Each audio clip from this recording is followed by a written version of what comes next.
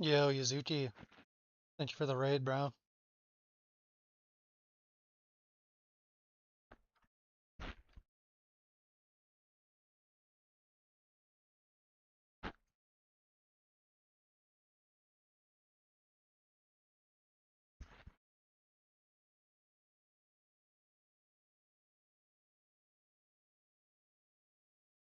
Ice cream time. Nice. It's almost coffee time. It's ready, but I haven't actually poured a cup yet. Yeah, drip coffee, but hot.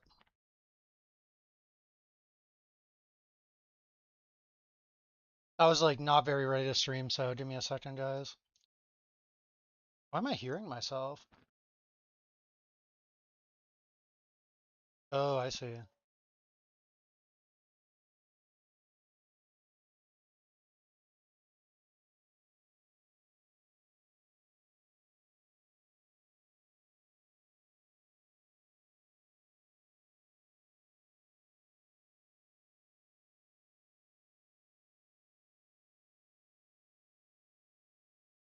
Your takes 24 hours, Viet cold brew overnight.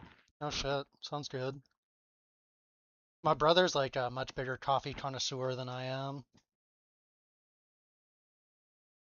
Oh, I gotta make an announcement in my Discord too.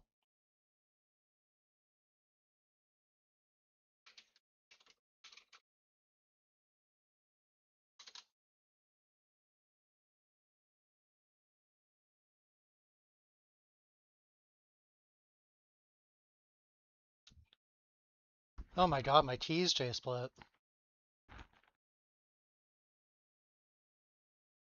Hario cold brew. The thing is, I'm not a big cold brew person. I like my hot coffee.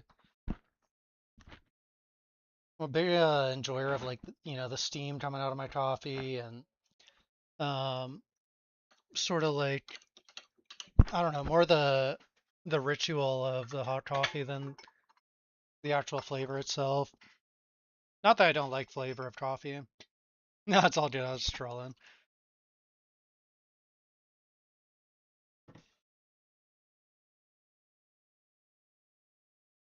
Like even in the hottest days of summer, I'm still when I go get coffee from like Starbucks or somewhere, I always get hot coffee. Hey Cabs, how you doing, bro?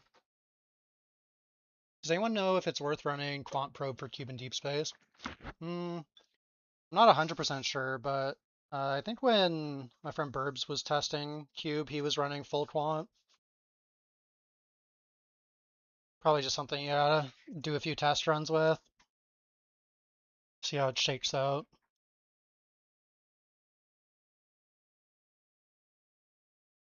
We're gonna try being a little bit tankier today and doing some snail maps.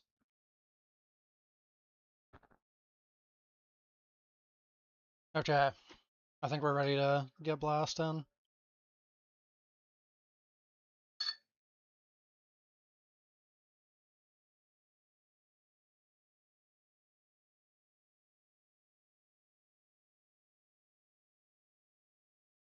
It's actually crazy to me that people can get the damage for Golden Cage like in the first couple of days of a season, even like ignoring the fact that they're RMTing like absurd amounts of gear for their character. Like just literally being able to get the items to get to this level of damage. Like we're almost what like nearly a month into the season, and I feel like I still want more damage and more tank for my character.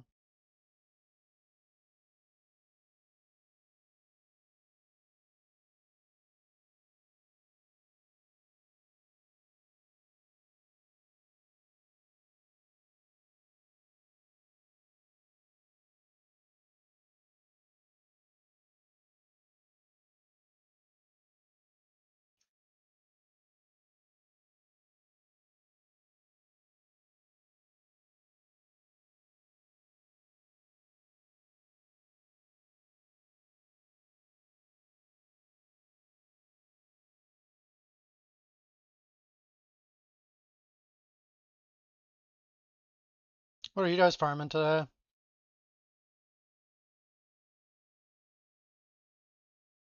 not gonna lie, watching Yazuki lose 10,000 FE in machines kind of made me want to do some machines. Something might be wrong with me.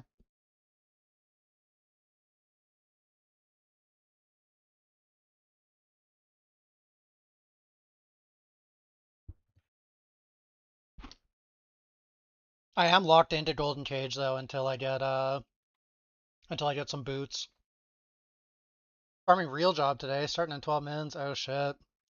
It's crazy how efficient real job is if you want to be a cheater for FE.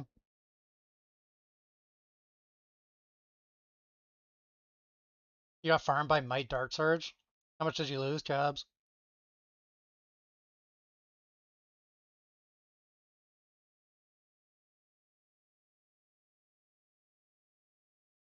Safari farming, okay. Did cards all day yesterday with no mirror cards, but got a mirror fifth map. Wait, you got an actual mirror cluster? What the fuck? And a timid ring. Okay. You're just like ultimate spoon in Safari apparently. That's fucking crazy, bro. Congrats. I hope work goes well, Jaggle. Full Juice Lunaria, 10k supplies bought. Let's see if this is still AIDS. Oh shit. I think, from what I understand at this point, Full Juice Lunaria is just straight up gambling, trying to hit the belt and the Sage mat.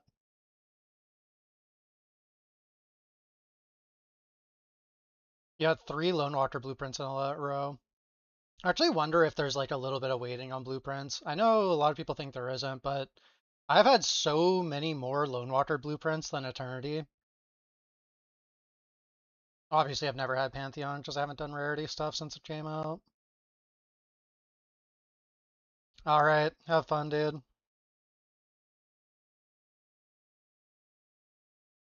You've had more Pantheon blueprints than anything interesting. Pantheon's the W too. You swipe for Dart Surge 6. Oh shit. Are you liking it? I feel like if nothing else, like yeah, Dart Surge is the most expensive pet, no doubt about that. But it is like one of the most fun pets, if not the most fun. Like you're doing it later in a season, but when you try it out on like the first few days of a season, it's actually really fun just seeing that many legendaries. Oh, you're a rarity farmer in PoE, it makes sense that you'd like it.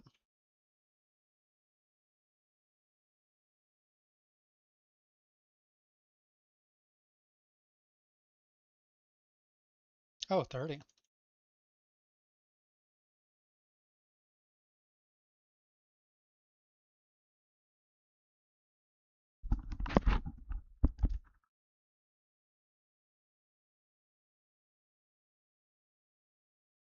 Might just feels worse for you blueprint wise over creation. I'm not sure.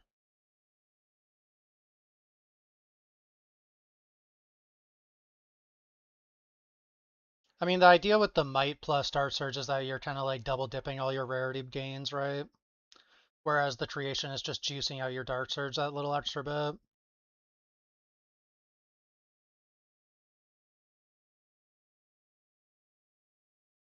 No, my cage is split up. In your opinion, might's a lot more fun. It does seem like it would be. I have never done the Mecha Might farm. On paper, might's better for sure. I mean, the prices of might in the early season is insane. So like, I'm always thinking that might must be crazy. When I'm like day 2 or day 3 and I drop a Mecha Might and it says 400 FE, like how the fuck are people profiting off that? That shit must just like absolutely print at that point. You wish they made rarity in this game work the same as PoE and have it be craftable on gear. It actually used to have some item slots that had rarity on it, but I actually prefer that it's this way. It sucks when you feel obligated to have rarity on every build. I don't like that. I think that rare or quantity in PoE was cool, where like you could wear uniques to get quantity, and there was very limited options as far as where to get quantity on your actual gear. But I don't like the way rarity is in PoE 2, where you actually just you pretty much need rarity as much as you can, otherwise you're kind of griefing. The other one was 250 per mecha was hella profit. Oh really, J Split? That's cool. Did you pair it with anything, or were you just straight up might?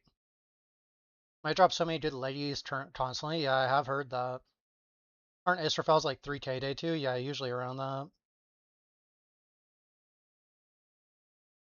Straight might, too many points. Oh, I see.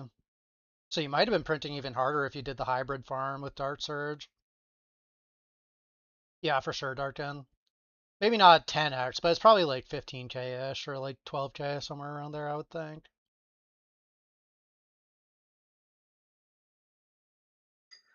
You have Dart Surge 1, so not good hybrid for you. Oh. Yeah, I'm Dart Surge 1 as well. I mean, if I keep streaming this game every season and eventually get like content creator primos up, maybe there'll come a day where I actually go for level 6 Dart Surge. That'd be very hype. How early are people throwing in Mechamite? They do it day one, bro. You got to keep in mind the people who do farms like that instantly they're RMTing. Like they might not necessarily buy like 100 KFE day one, but they're gonna buy 5K to get instantly into profound. And then it's just a snowball thing. Like imagine how much profit you make if you can farm like good profound strategies 12 hours into the season. Whereas like your average person is still working their way through like their level 8 or time mark 8 talent points at that point, right?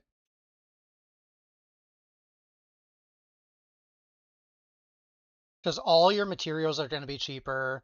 All your unique seed are going to sell for much more. No, it still is you if you're an RMTer. If you're like an average person just trying to do like a mediocre or like shit profound strat, it's maybe not that crazy. But we're talking about like the people who are willing to buy like 10 KFE day one or 5 KFE day one to just like instantly get there. And they're not going to be struggling in profound. Like for them, they're doing profound like it's time mark eights.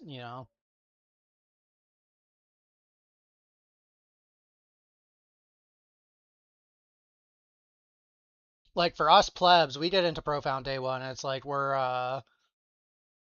struggle busting through. Should have point redeem for planning out a path in each time mark based on pets. What, like you want me to craft like a league start strategy?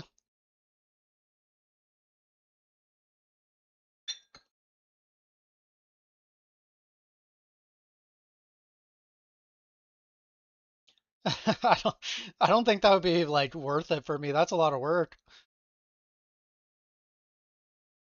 But also the problem with going in with such a rigid plan is that they do change drop rates and stuff a lot every season. Like you really need your plan to be pretty flexible, I would say.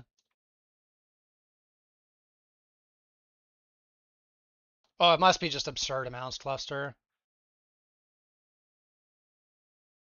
But you gotta also keep in mind, like, especially if they're the Chinese community, like, they might have access to websites that have much better pricing than something like the NARMT sites. Or like forums, like I'm sure D2JSP probably goes hard early on.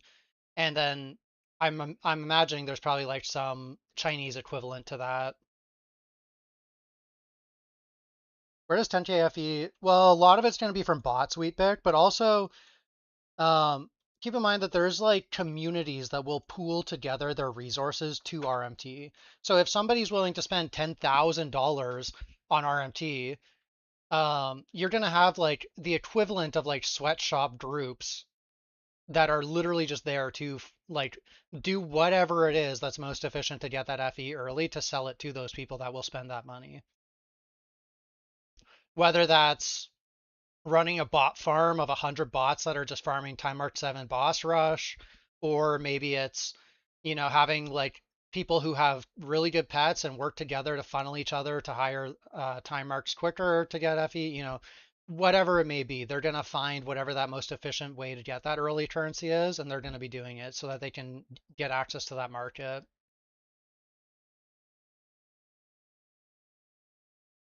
Yeah, what Utrin said. The most people who buy FE in a game like this early, they're not even trying to play the game like we are. They're literally there like as a job.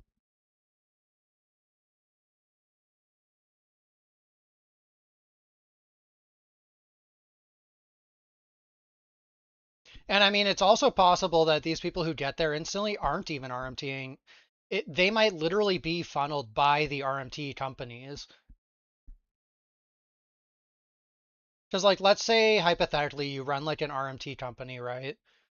You might funnel your guy who has the best pets or best account or whatever 20,000 FE from your bunch of bots where you can maybe get this in like, 10 hours into the season.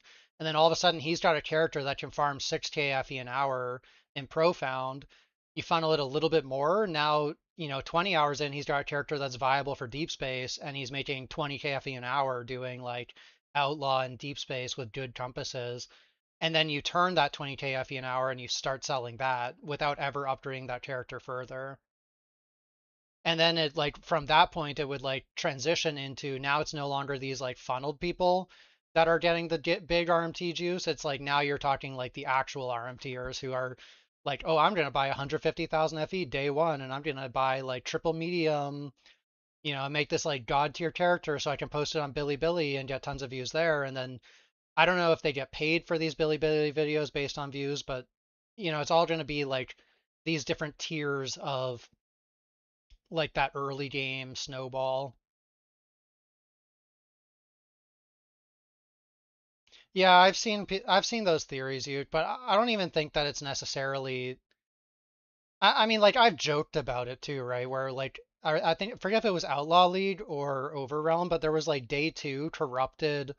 Oh no, I think it was Outlaw League. There was like Heart of Corona corrupted day two, on a wand listed, and I was like kind of joking, like it would have had to be spawned in, but I don't actually think that that's necessarily true. I think like it's just very hard to understand the scope of how big this game is in China. Like this league, we were able to see on the launcher that there were like 30,000 people using eToro at one point. Um, so that's only people using eToro. Now imagine you've got 5,000 people all working in some RMT company where the company maybe pays them like minimum wage there. I don't know what that is. But then you've got 5,000 people that can funnel into making these like mirror items. And then they start charging those fees to the people who are buying from them. Does it not, JSplit? Someone told me there's a way to make it work on phone, but I'm not a phone gamer, so that's completely out of depth for me.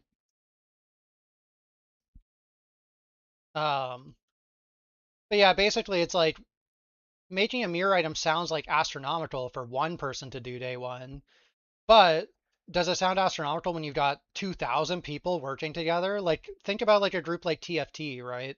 They have hundreds of people who funnel them to make those early mirror items. I don't know if TFT still exists after the drama like last season or whatever it was, but um, it's the same sort of idea.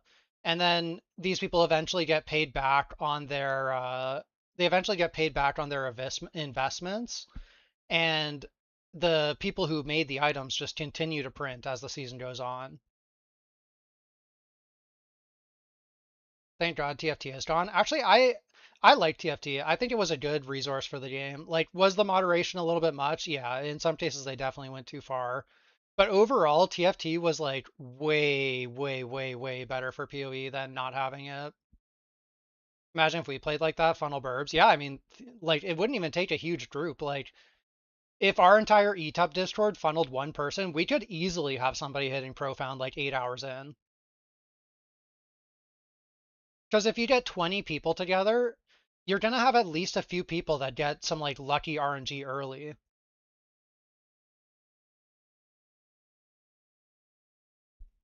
And the thing about getting to Profound early is like if you're strong enough to do a strat like Outlaw or Dark Surge or something, you're making so much faster money than anyone else in the game that you could pay back loans like immediately.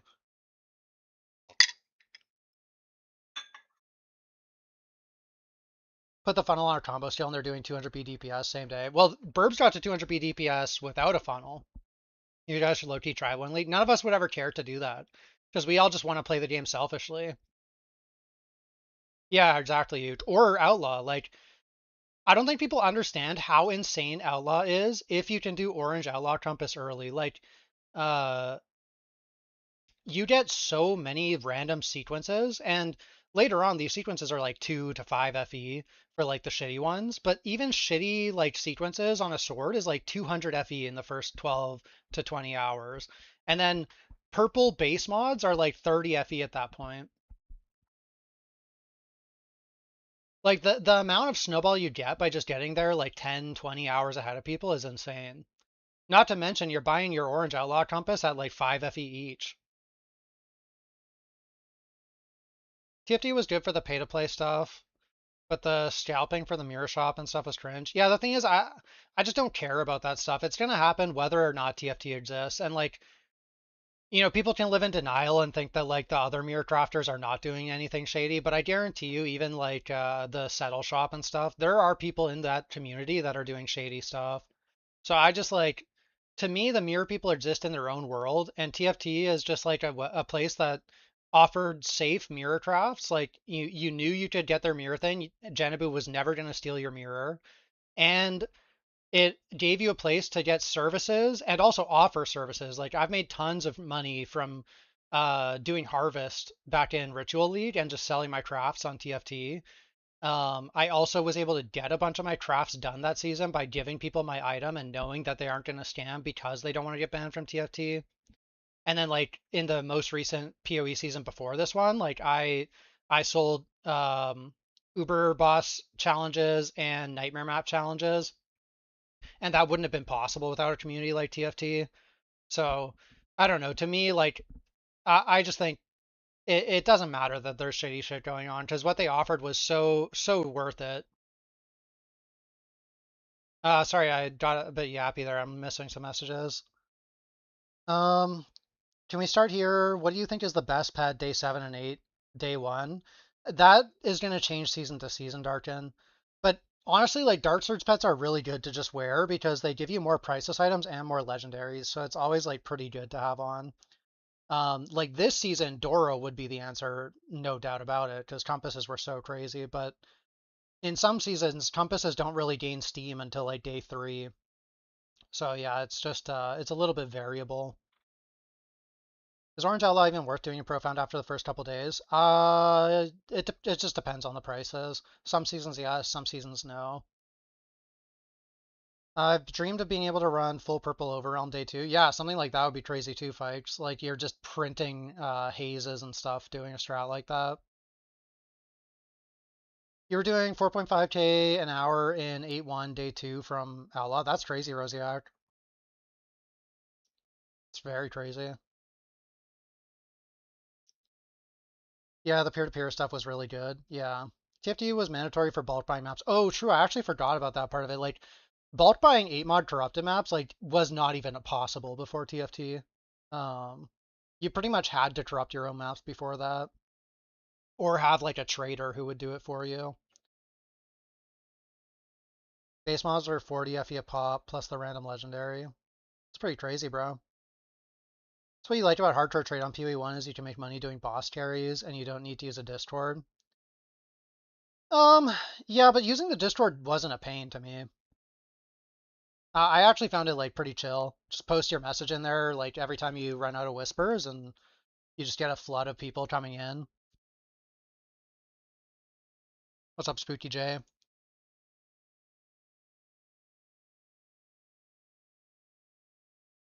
Regex Faustus was a blessing and then TFT decided to be trench. Yeah, that was dumb. I guess they did it because a lot of people were getting scammed, so like fair enough, but you're right, that shit was fucking crazy at first. I mean, it was still crazy for me after because I had enough services. You're almost convinced Dora wasn't proccing up astrolabes at the beginning of the season. You legit thought they patched it. Oh, I don't know. I didn't do God Chest until like much later, so I'm not sure.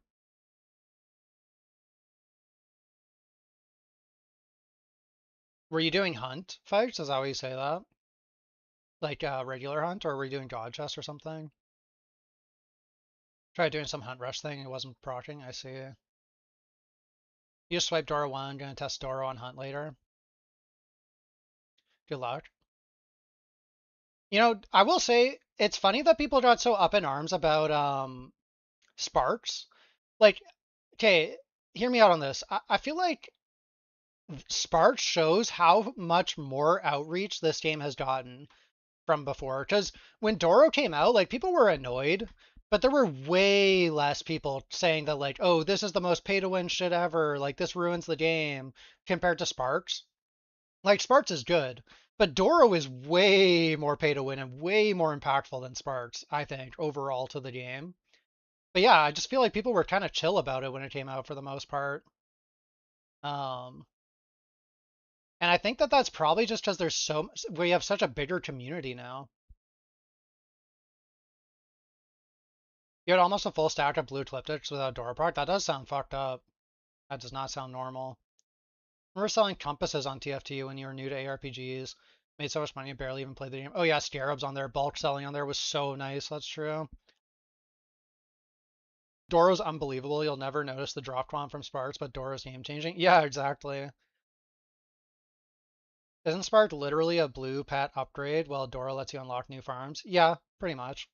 Now, I will say Spark is a lot better than I initially thought it was. Because I didn't like think about, for example, Sparks works on fossils. Like fossils are insanely OP early, so getting more of those is like really fucking strong. That's really good. That being said, like it is still at the end of the day only up to 16% more loot. And it's hard to quantify like how much you're losing by not running, say, like chalk. Um, but yeah, I don't know. It's a bit weird with Sparks. Now, another thing is like with what we were just talking about for like 6 hours in Yazuki's stream. Sparks, if loot works the way Yazuki thinks it does, Sparks is much more OP than it advertises. Because Sparks is a generic quant multiplier, meaning it would be multiplicative with every other source, whereas something like Chalk's fuel quant would be additive with other fuel drop quant. Is that how it works? I don't know. The help menus are very unhelpful in this regard.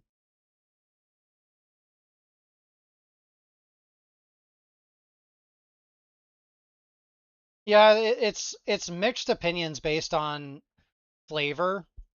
Like I would say that purple gear quant when I'm doing Dark Surge feels like insane. And I like the card on the map, I mean. Like it truly feels like you get 50% more legendaries. I got like the majority of my blueprints from either the rainbow Dark Surge card or the purple gear quant card. Um and then like with the purple compass card, like I feel like that thing goes insane when I'm doing doll. So I don't know, like I could see either sides being true.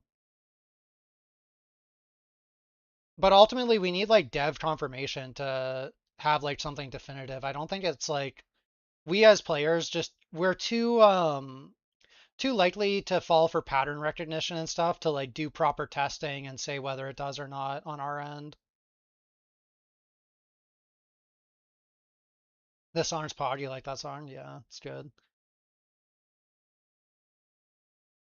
What was the new? Wait, you don't like Ass 11, Uterin? You asked Mia, Chalk just gives up Flame Sand. I mean, I don't know. If you farm Outlaw and you try with Chalk and without, like, you get a lot of FE out of Chalk for sure. You assume it's saying additional is a pure more multiplier. Additive with 12% profound quant, you assume. Probably a more multiplier apart from that. Too many dark patterns in ARPGs. Yeah, Chris is teaching us. Yo, why yes, sir. Thank you for gifting Uterin a sub, bro. I appreciate that. Should I change my sub emotes at some point, guys? Or not like what not sub emotes, I mean the badge thing. Because they're all PoE stuff and I like barely play PoE now. Like I'm only playing PoE when it's like good timing with Torchlight in the future. I have no idea, Yuzuki. I've never like done enough of a Astrolabe farm. All I know is that the guy in my chat who was farming God Chest, he said that it's a Doro farm. So I don't know if he just meant because he had a lot of compasses in general, or if he was getting Doro procs off of the chests. Insufficient items. Oh no. Am I broke? Oh fuck, boys, we're broke. Alright, let's do a few more maps and then I gotta liquidate. Yazuki pressured me to stream when I haven't even liquidated. This is miserable. We're gonna have admin to do here.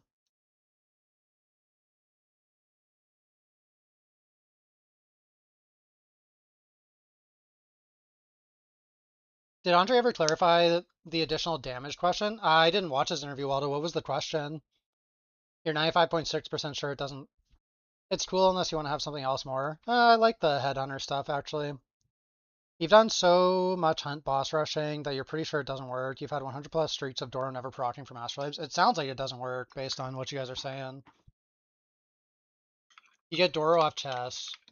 Can't imagine running God chess without Doro.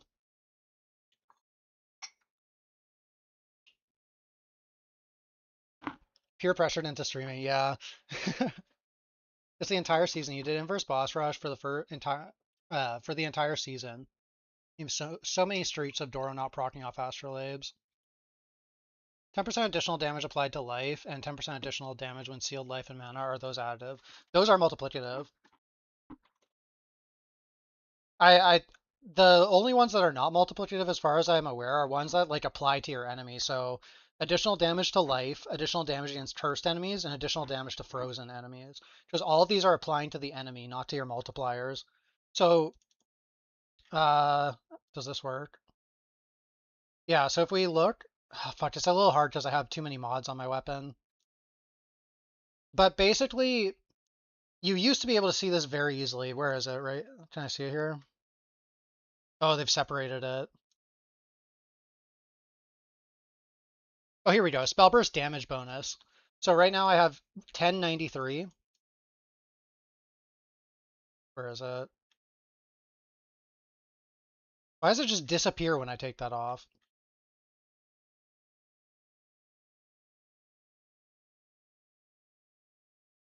Wait, why does it disappear? Am I crazy? Oh, here we go. Spellburst damage bonus, 544. So like you can see that these things are multiplicative. Like this additional hit damage for Spellburst.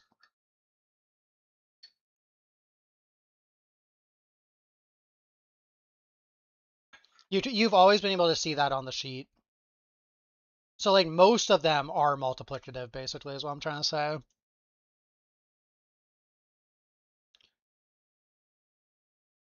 It procs from God Chest somehow. Maybe God Chest also drops compasses?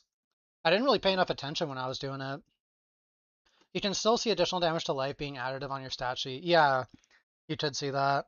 And the like long-term community knowledge was always that additional to life, additional against cursed enemies, and additional against frozen enemies were all additive.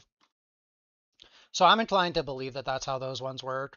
But ones that apply to your damage are all separate multipliers. And you've always been able to see that just by looking at the additional spellburst mod.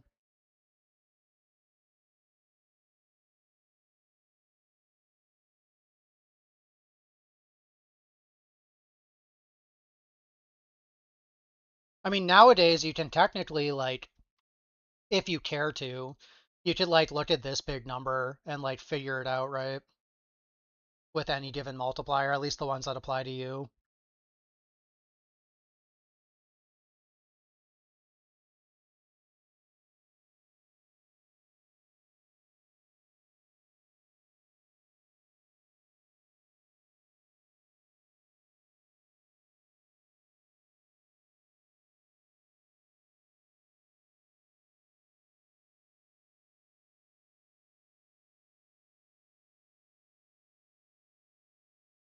I'm getting like no compasses in these last 4 maps, I feel like.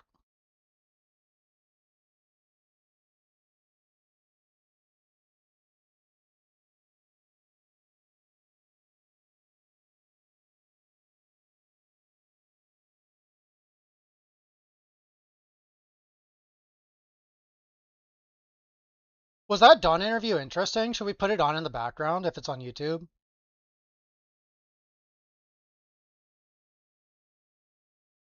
No, it was not interesting.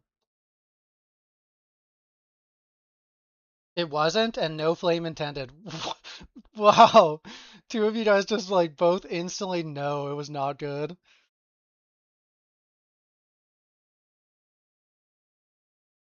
Nothing burger interview. Holy shit, everyone agrees.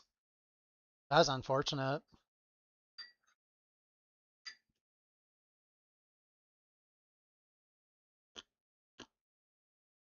So tell me, guys, what made it so nothing burger? Was it the answers or the questions?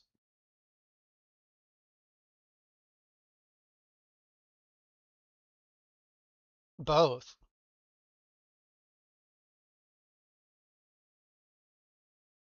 Questions provided in advance, generic responses.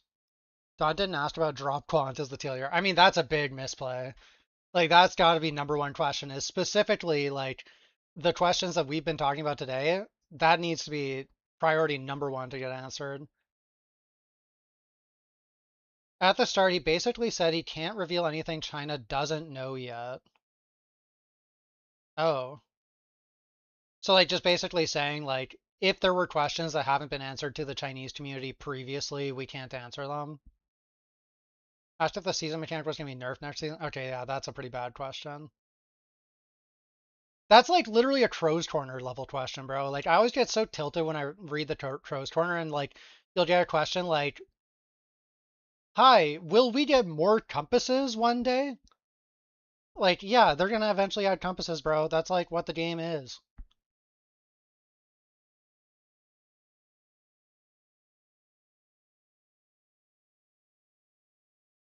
Didn't even ask any question from Reddit, which was the most upvoted question. What was the most upvoted Reddit question? Or your question, rather?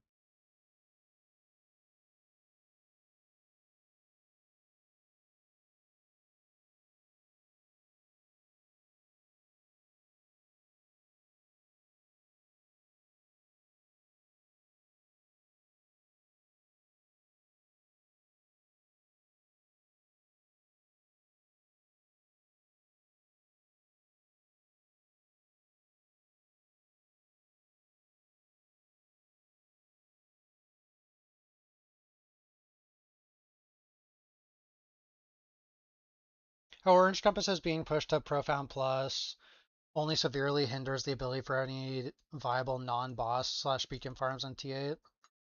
Ironically, one of the questions he asked was if we could get an option to auto-open hunting chests. Why hunt chests? I feel like if I want an auto-open, it would be War. War is so annoying to manually be open all the time. Wait, how come I turned on my stream and every map is red now?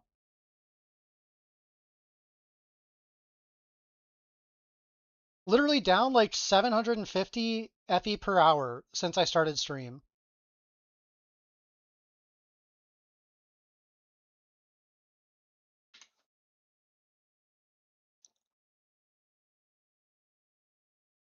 Clicking War on a channel skill is killing you, where your character starts fucking sliding out of control and stuff. Gotta swipe a bit to turn the loot on. They sent me my money for YouTube, but they did not send me my primos yet.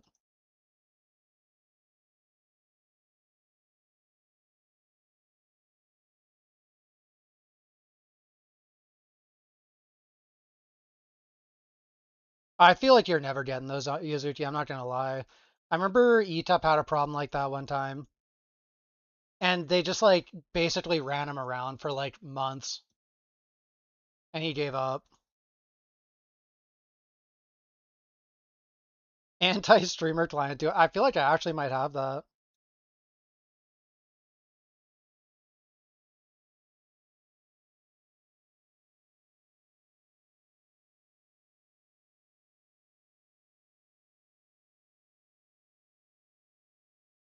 Do I switch to dolls for a little bit while I wait for these compasses to sell so I can go cage more? Because I'm a broke boy at the moment.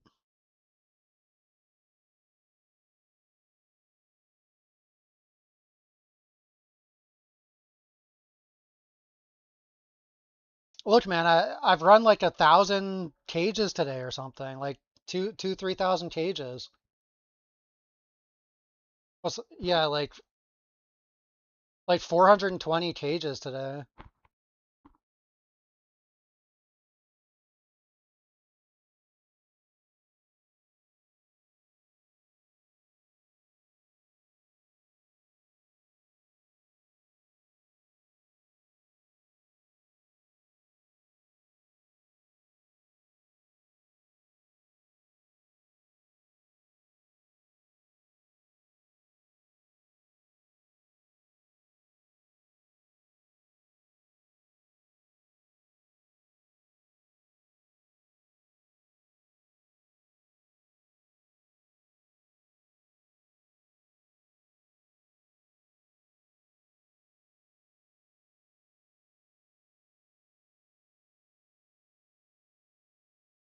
I actually have so many doll compasses. Maybe I do sell these soon. What are we? How come they, like, when I was running doll, they just kept going up, and now that I'm off of doll, they're just down into the dirt?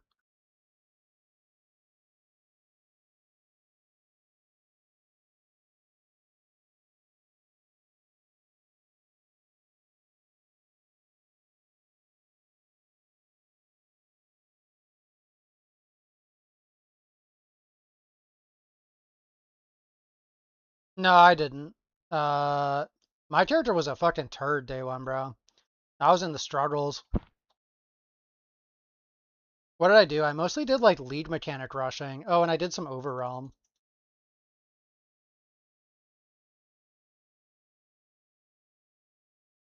A Frosty from Wendy's. I mean, that sounds pretty good too, though. I'm not gonna lie.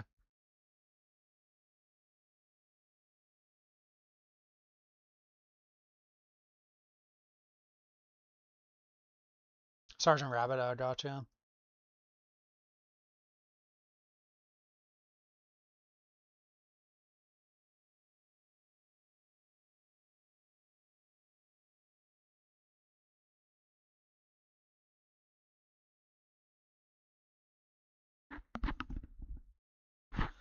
I mean, are you thinking like Ember version or Unique's version?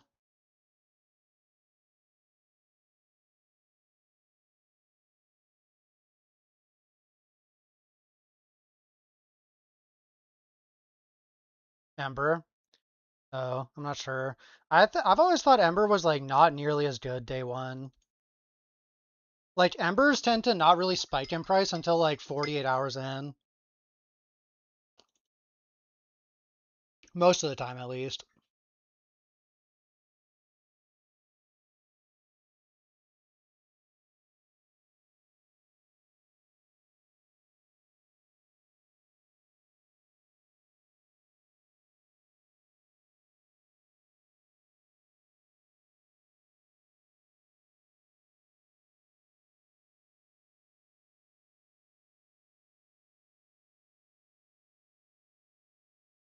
I will say Cube day one was probably the weakest it's ever been. Just by virtue of the gold compass not really being accessible.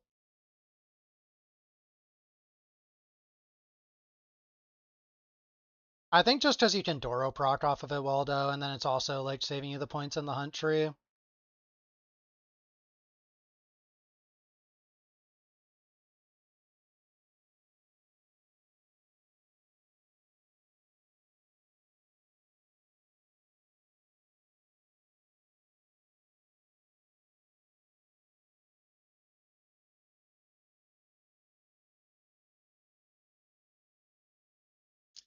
What? That's funny. I've been running her on Plane Watchers for the last few days. She definitely works on them. 100%. Like I've been running her and I've had a bunch of procs. She's not very good in them, I'm not gonna lie, but I'm just too lazy to change my pets. I think if I cared to, I would probably run purple Dark Surge, um, Chalk, and Surging Gold, I think would be my water pets.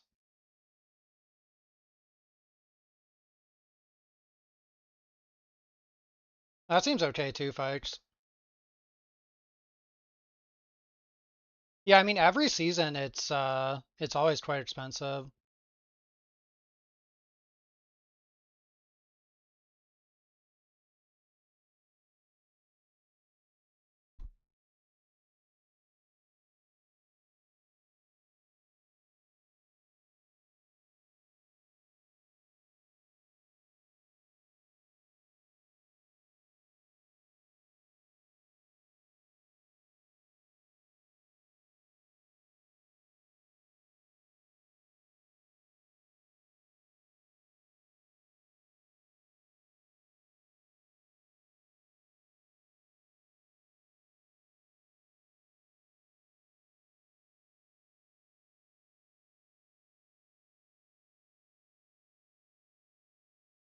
It's really a dream for Cube 6. They have an early farm day 1 and 2.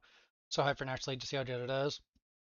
It is really fucking good. If you can get yourself in a position to do golden cube compass early, you'll be shocked how much you're making. Even like Gold Cube Compass early, your tracker shows positive, and the tracker doesn't include any of the corners or regular slates you're getting. And keep in mind, like +1 cold skill is like 30 FE early. Same with like +1 persistence. Same with like +1 fizz. Same with like like et cetera, et cetera, et cetera. But I've never liked non-golden cube early, other than like before I've killed Traveler 7. I like it. Divinity Stones are like the best source of raw FE in the very, very, very early game. Um, yeah.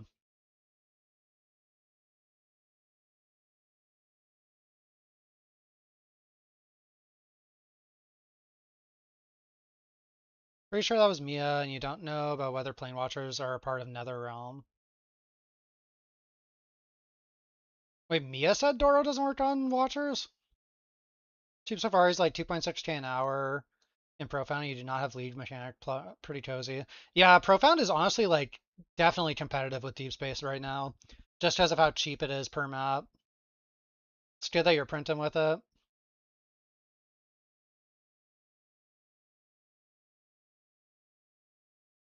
You don't even feel like FE pets work in Plane Watchers? I 100% do. I feel like they're not super noticeable until you get to like the higher plane ones. But I don't know, Plane 6 Watchers just fucking spam out FE when you're running triple FE pets.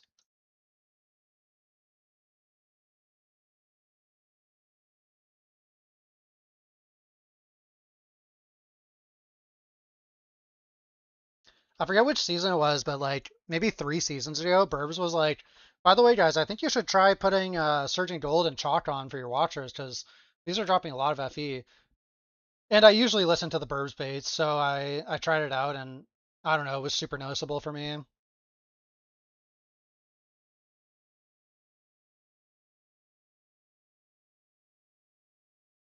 Burbs is the biggest baiter. Yeah.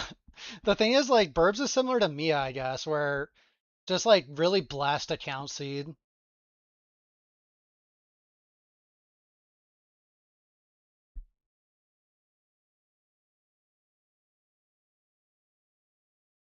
Internally, we've always thought that maybe it's because the client can detect that Burbs is Chinese, so it just gives him better loot. But now that I've watched Yazuki, who's apparently also Chinese, allegedly, that kind of makes me think that maybe it doesn't actually detect that. Well, you can't translate any of the Chinese text for us. You don't get good loot. Like, you're not exactly selling yourself over here, Yazuki.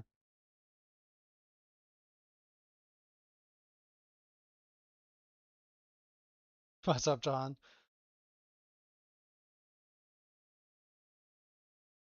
You're scared to spend too much time in Time Arc 7 and 8, so Feli Cube is the best choice for you in progress earlier in League, and you enjoy it. I mean, that's good if you enjoy it. It's not bad to do Cube early without the Orange Compass. I just find that, like, I personally like higher investment strategies just in general. So I'm always looking for where I can, like, put in better juice. And I don't feel like running Cube with, like, a blue compass does anything for me, really. And I think the purple compass is, like, a troll price early. Like, I don't understand how people are making money on the Cube compass when it's, like, 10 FE, the purple one.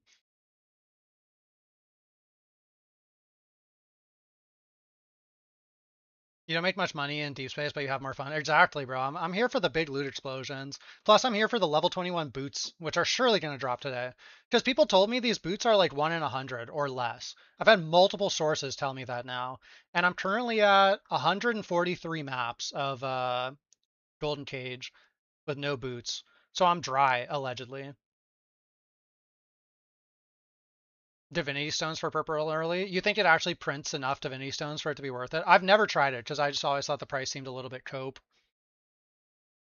Bird's backseat gamed Yazuki to minus 15k today or something. That's crazy. Wasn't I the biggest Profound Glazer? No, not me. I've never glazed Profound. I always go deep space as early as I can. Like I've acknowledged that Profound is like better money than deep space a lot of the time. But that being said, I always go deep space when I can. Burbs is the one who's usually glazing Profound. Like that entire Discord has argued with me for like the last 2 years that deep space is never worth it. Because I did deep space even before they changed deep space. And I always said it was worth it, even when the beacons were like 35 for old deep space and I was doing fucking dream. Um, but uh, if you're talking about like this season, like I remember commenting in the creator channel that I think this is like the worst season for deep space. And I still think that. I think that these deep space strats are not like amazingly efficient, but I'm still gonna do them just because it's fun. If I cared the most about making money, I probably would go do like Profound Hunt or something. Or I'd go back to dolls. You think Dart Surge is 10 times better in Profound? That's kind of the conclusion that my distro reached, or the ETUP distro reached like early in the season, just because your map time was so much faster. Like you're basically clicking the surge button 2 times as often. And then also your map cost is a lot lower. But I think like in the first week, Deep Space is probably better than Profound because the opposite becomes true. Like when you're paying like 120 FE for all the legendary compasses, at that point it's got to be better to just put in the Deep Space Beacon. Plus the Deep Space Beacon's like 20 instead of 35.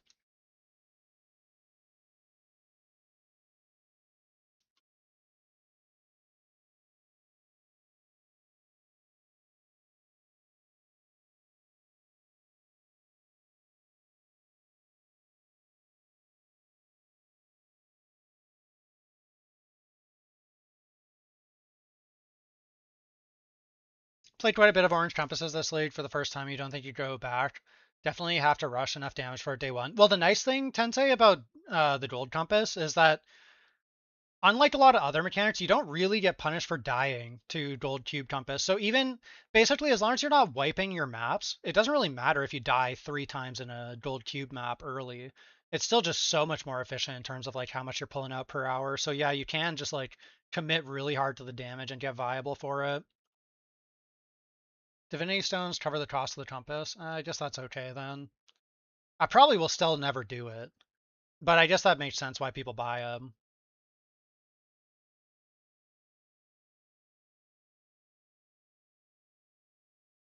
You get stacks of purple slate material early for pure profit. Yeah, the purple slate mats are super valuable early.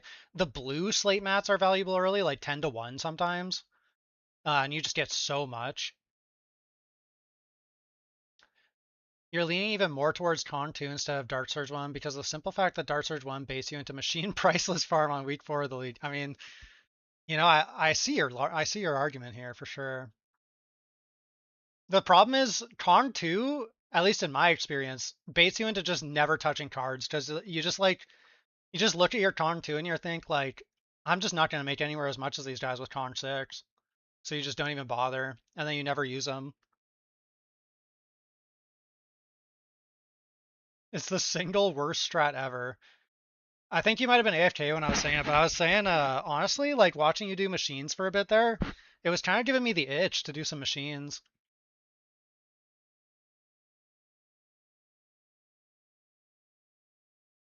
I mean, not today. Not today. I'm already busy losing money in Cage. Unless we get some boots. If we get some boots, maybe I switch it up and do some machines.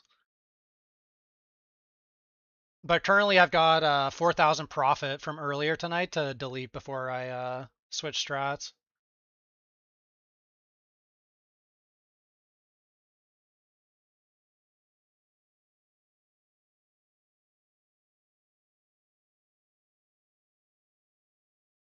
Guess you have to try Might Surge and Profound. I don't know if Might Surge will be worth it in Profound. Like, the Might is kind of long. Um, and also you're adding a lot of cost per map with the Mecha Might. But maybe Yazuki has some opinion on that, because he actually tried it. I don't know if he tried in Profound. You get to T8, do you run Overwhelm or Cube, though? The big question. For me, it would just depend on compass availability. If I can buy Orange Cube compasses, I would definitely choose Orange Cube. But if I can't, then I would probably do Overwhelm. Look at this. Whoops, wrong thing. That's my Discord. Look at this. Wait, someone pregnant man emojied my stream announcement. Who has that?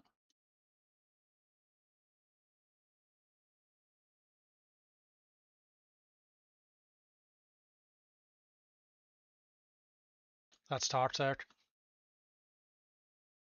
All right, anyways, look at this. Since I started stream, minus 470, minus 141, minus 80, minus 400, minus 56, minus 121, minus 360. Tell me why I was at like positive 7,000 or 8,000 when I started my stream.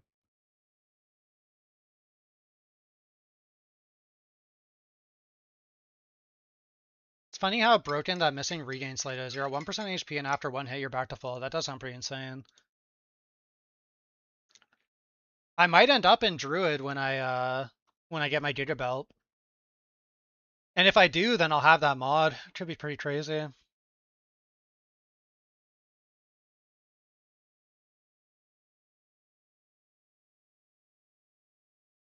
swear Might Surge is 100% more fun than Creation or Tarjac. Haven't tried all three to really comment. I've pretty much only done base Dart Surge back when it was no 9 node and Outlaw plus Dart Surge. You just do Tarjac or Creation with Surge and Profound. You don't know how Might is there. You don't know about Might there. You'll do 1 hour and see how it goes. You don't mind losing FE. Damn. A real soldier. It's because you raided me. You passed the seat over. Fuck. Should I just like end now? Just send the raid, send the bad luck elsewhere before it's too late. Like I could end minus 10k if I keep up with this Yazuki seed.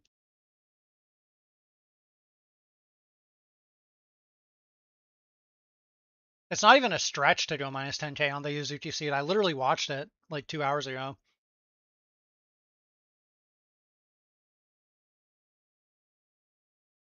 What's up, Primal Egg?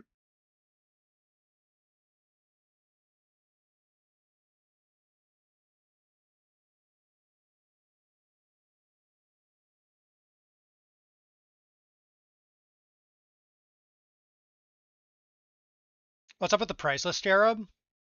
Well, you just mean it being so expensive? I think just priceless are more expensive this season than usual because of the dream mods being gone. Like timid rings are normally like what, 6k? And it's like 20k. Curse rings usually like 11 to 12k and it's like 30k.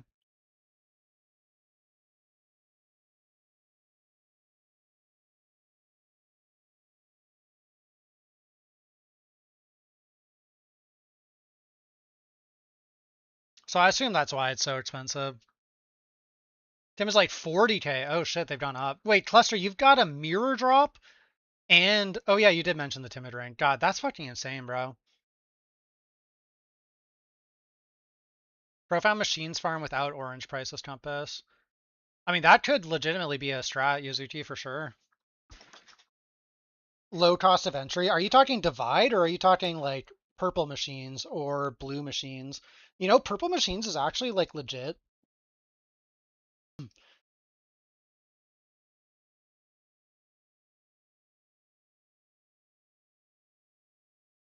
Hmm. It's possible. You could throw in like a quant compass instead or something. And yeah, the Deer Pro would be giga free. Yeah, I could see it.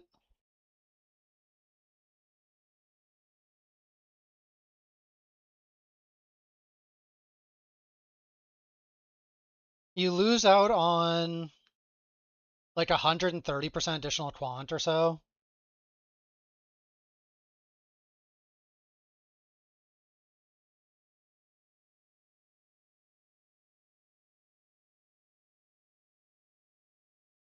It's true. I mean, you were dropping a lot of priceless with what you were doing. It looked pretty good. Just gotta hit the right seed. I don't agree with dropping the double implicit thing. I think at this point, double implicits are just like the only way you're gonna make money on most items.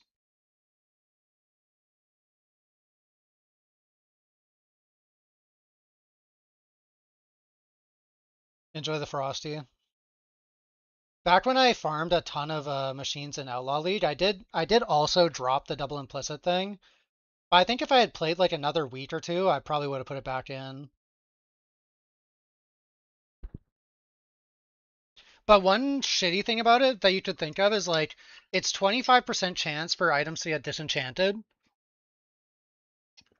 So that means that if you were to, in theory, drop 4 timid rings, one of those timid rings is going to get disenchanted. Alright, I gotta take a piss, BRB.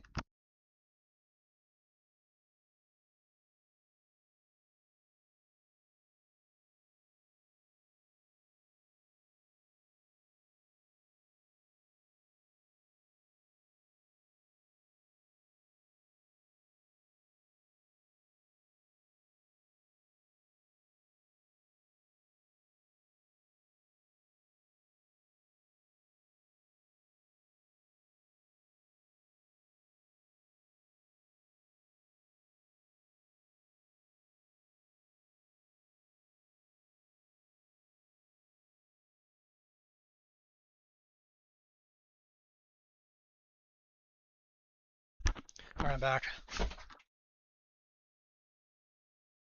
Oh god, the FE per hour just keeps dropping every map I put in.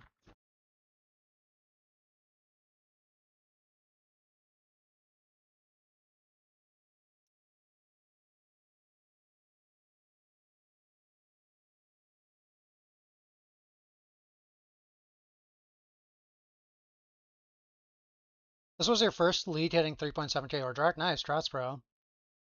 I think for me, my first 3.7k was Overrealm League on my Erica. Although I think that that character, without changing anything, could have easily gone to like 4k or direct, because I like didn't even try to like do any Ordrak stuff. I literally just like went in with my mapping pets, mapping setup, and just switched my skill to what's it called? Focus Strike or Focus Slash or whatever. That character was really strong.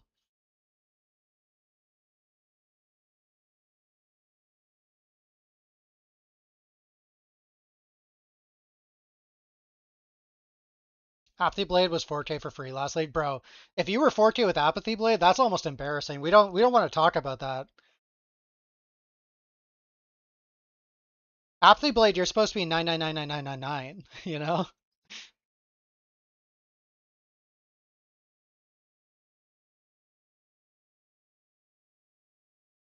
You know, Apathy Blade is literally this meme.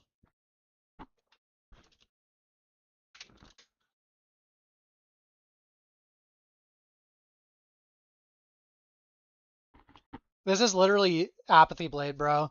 Like, up here, this is any other build, 4k Ordrak. It's like, I just got 4k Ordrak. Oh, very nice job. This is Apathy Blade. I just got 4k Ordrak. And then they're like calling human resources on you. Like, what the fuck do you mean you were 4k on Apathy Blade, bro?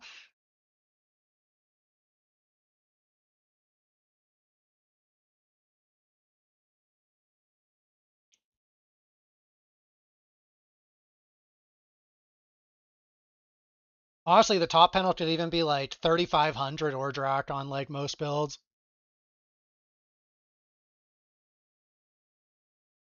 Yeah, I'm like mostly trolling, but Apathy Blade was so insanely broken. It is true. Your overall sentiment is absolutely there.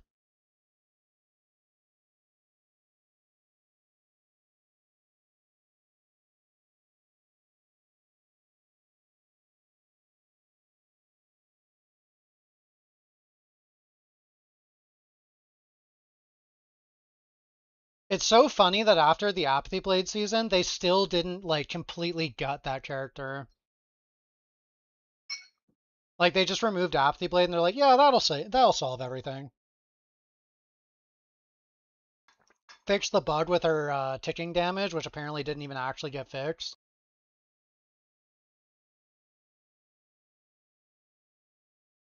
There's a 99999 Rosa 2 on Asia.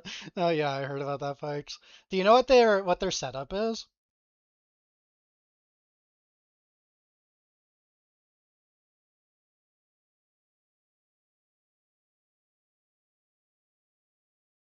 You don't know what shenanigans they're doing? Oh, okay, gotcha. It's honestly crazy to me that people are still hitting 9999 Dragon. Like they keep fixing the ways people do it, like Apathy Blade and the Eternity stacking. What's this, Yuzuki? Is this the 999 Rosa?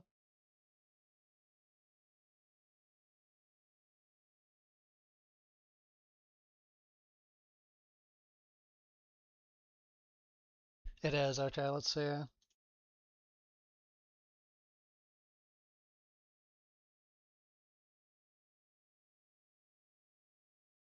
Level 95. Didn't even have to level to 100. Fuck it. So mana stacking. Oh, mana and stat stacking, huh? Double cold per int.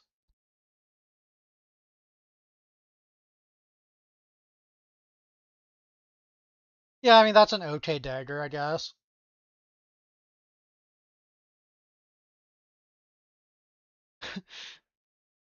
Bro, like, it's not even mirrored. He literally has these items equipped. Bro, does this guy just hit every single tarot and never lose, or did he actually have infinity money? Hunting Lich. Assassin Hunting Lich. Bro, this belt is insane.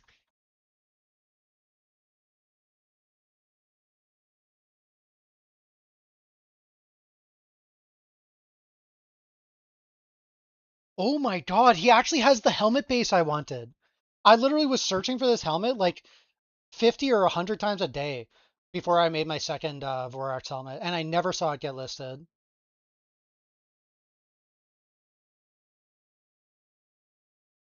Oh, and of course he hit the drone. Not an amazing hit, but naturally.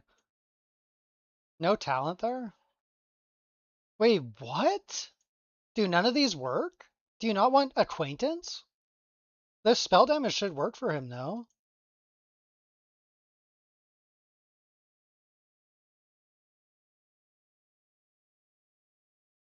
Oh my god, yeah, I guess I mean I see what we're working with here. It's a lot of int.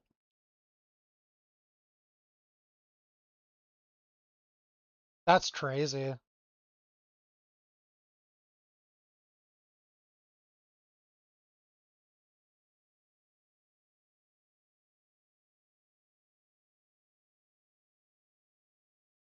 Yeah, I don't know, Jace, but I was actually searching for that helmet. No pedigree. Seems to be the meta and oh, of course we've got the double int. Double int. Bro, what are you kidding me? Three double ints? How much would I have paid for that base? Like 30k maybe. When I was looking for it. I actually had some FE. I'm sure this guy would have been willing to pay like 200k for it, but yeah.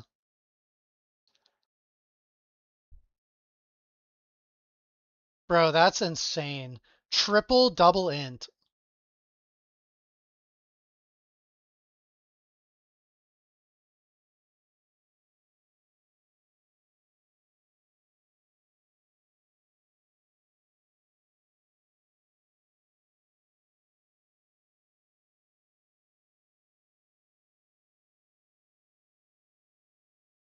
Full plus twos, of course, except for the this one. Wow. Yeah, that's insane, bro. Okay, let me catch up. I was like mind blown here. It's like if your Vorax or Jack setup had infinite funding. Yeah, true. I was seeing 9999 and the next person's like 4200. I mean that deer is just obscene. But also like that's not a character that can play the game. Like he would have to change his entire setup to get immunities and stuff for deep space if he wanted to actually play the game. He missed on his Pantheon Road. Yeah, that's funny. I mean, it's an insane Pantheon either way. You want Phantasm points? Yeah, makes sense. How the fuck is that even on the market? True. RMT final boss. How much would I pay? I answered that. Ethical day 4 build. Wait, when did that one actually get posted? Let me see if it says.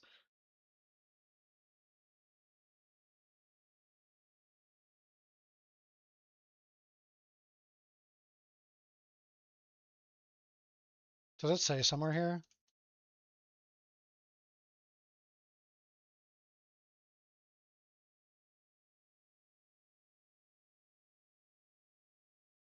I don't think it says, unless I'm just not sure where to look. You have to find it in pro builds to see the date? Okay, let's see.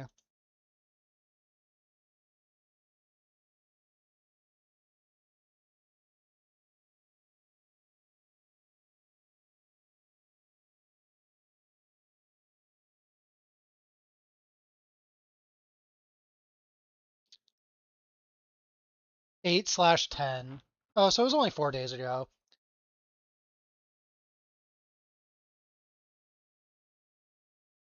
It's not like I've seen much crazier, basically. Billy comments were like, "Can you make a budget version?" That's funny, Weedabook. Izuki is farming those starlights for us. Nice, good, Izuki. We need you to get back into the cube, boss. Honestly, did I see his inverse? No, I didn't look at it. Is it crazy? I assume it's crazy. Kind of funny how his dagger is his worst item. That is funny. Taking your Effie an hour looking at that in map, or maybe it's actually increasing since you're losing less. True, TMGD. Actually, the thing is, I do that all the time in maps. I literally like my snapshots are always terrible when people ask me my FA per hour because I literally just always pause mid map, go to the bathroom, pause, like start yapping in Twitch chats. Like I don't wait till I'm out of map to do stuff like that. I don't know. What's up? Wrapped up in the PoE 1 season and playing TLI till Hero Siege hits. Back to the grind. The loot buffs are nice. Yeah, the loots felt great. Personally, like I've always said, I never found the loot that bad, even when it was poverty, but definitely the league mechanic feels like it drops a good amount now. You have no idea you were just yapping? Okay, folks. Plenty of time to farm up enough for the 3x double int Starlight's true. Triple max almost, that's fucking crazy. You always pause and alt tab mid map and forget you're playing HDD. That's funny, John. I don't forget I'm playing, but I definitely pause mid map all the time and just like tab out. You know what I was thinking though? Like my friend's conspiracy theory that there's some sort of forum where people go to sell things like those double deck starlights, double int starlights. I'm not gonna lie, that guy's character lends credence to that theory.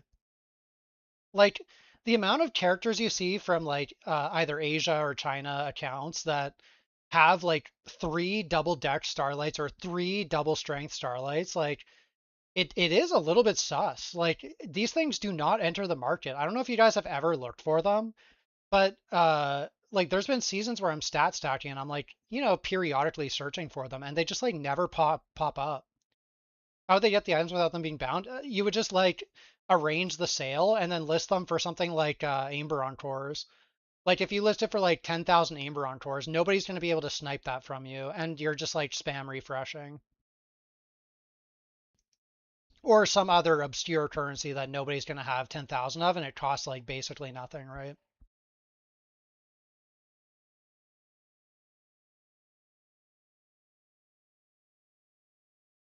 I'm not saying for sure that it's happening. All I'm saying is that every time I see an account like that, I feel like it's possible that there's some sus stuff going on.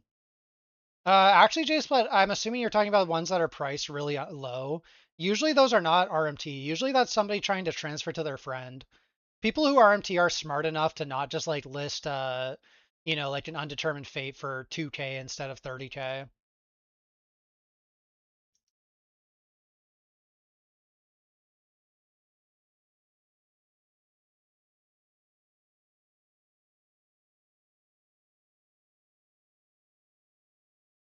Wait, so what's your video, Waldo?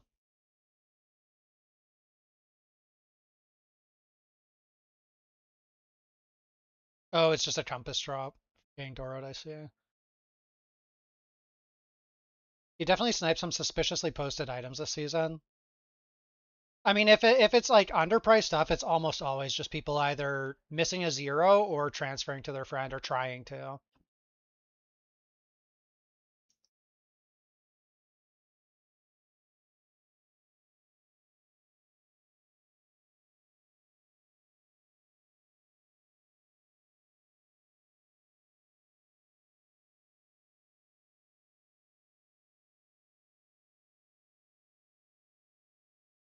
Brought a hero memory with the Sage Revival trade for 3K. Yeah, that's insane.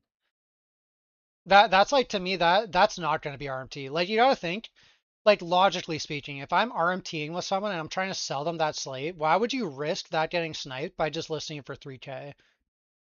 Like you just wouldn't.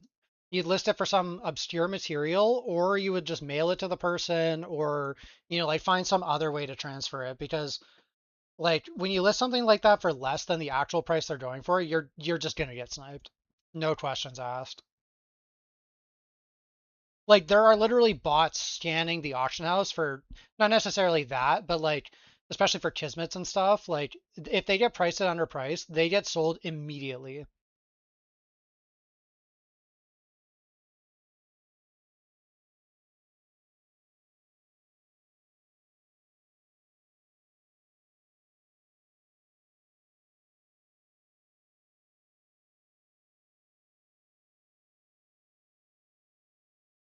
Hey, anyone else like pretty hyped for the hardcore event?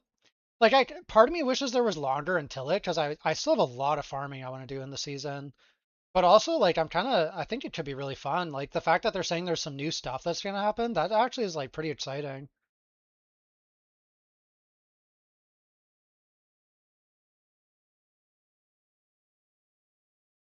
They better announce the hardcore specs tonight. You think they'll give us it that much in advance? I feel like we won't hear it until like maybe Monday or Tuesday. I mean, I'd welcome it tonight, but I feel like they're unlikely to post something on the weekend. As long as it's more than a Trav 7 race. It sounds like it is.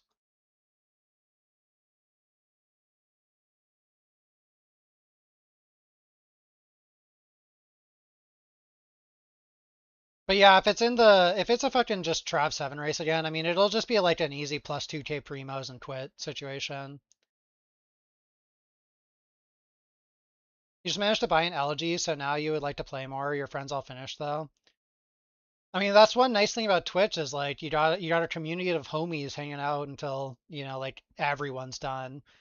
Sometimes like I'm actually tempted to play a little bit more Torchlight when it's like late in the third month of the season, and I open up the Torchlight channel on Twitch, and it's literally like zero people live, like actually not one singular person live, and I'm like, ah, fuck, whatever. But maybe I gotta buck the trend. Like, what if I just play some Torchlight long term this season? I mean, that's not my fault. Like, blame PD2 for overlapping, bro.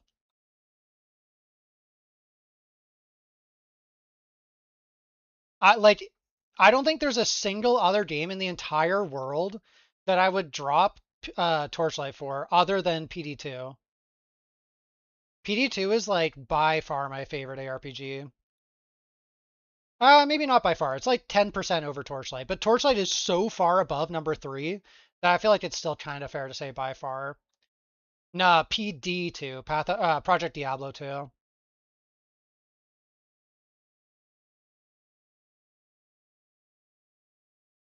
Is Burbs the guy that dropped Eternity this league? Probably. I mean, Burbs drops Eternity every league, so. But I think you're thinking of Neverlucky, Waldo. Neverlucky got a triple Eternity, and it's like his first season playing in like 3 years or something.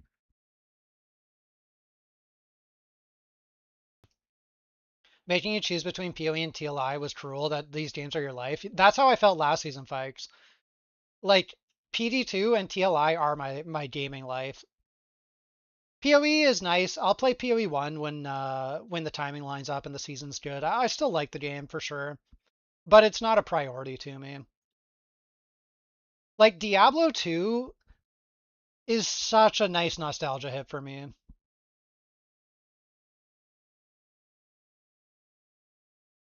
PD2 was fun when you tried, but the trade market was kind of dead. So when you started, so high rune arbitrage was so bad, it was so hard to do trades. Yeah, it kind of sucks, especially I can't remember if you played hardcore or softcore, but the economy in that game dies after like 2.5, 3 weeks, I would say.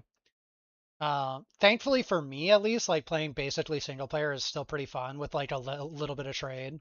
But it's really hard to find items, and it's also really hard to liquidate past like, yeah, 2, 3 weeks in. It also gets pretty hard to buy like specific maps, which kind of sucks for me, but I don't know. The 2 or 3 weeks of playing it is like 9 or 9.5 out of 10 probably for me. The guy was farming Dark Surge. Oh, that might have been Burbs then. Burbs definitely has dropped Eternity this season from Dark Surge.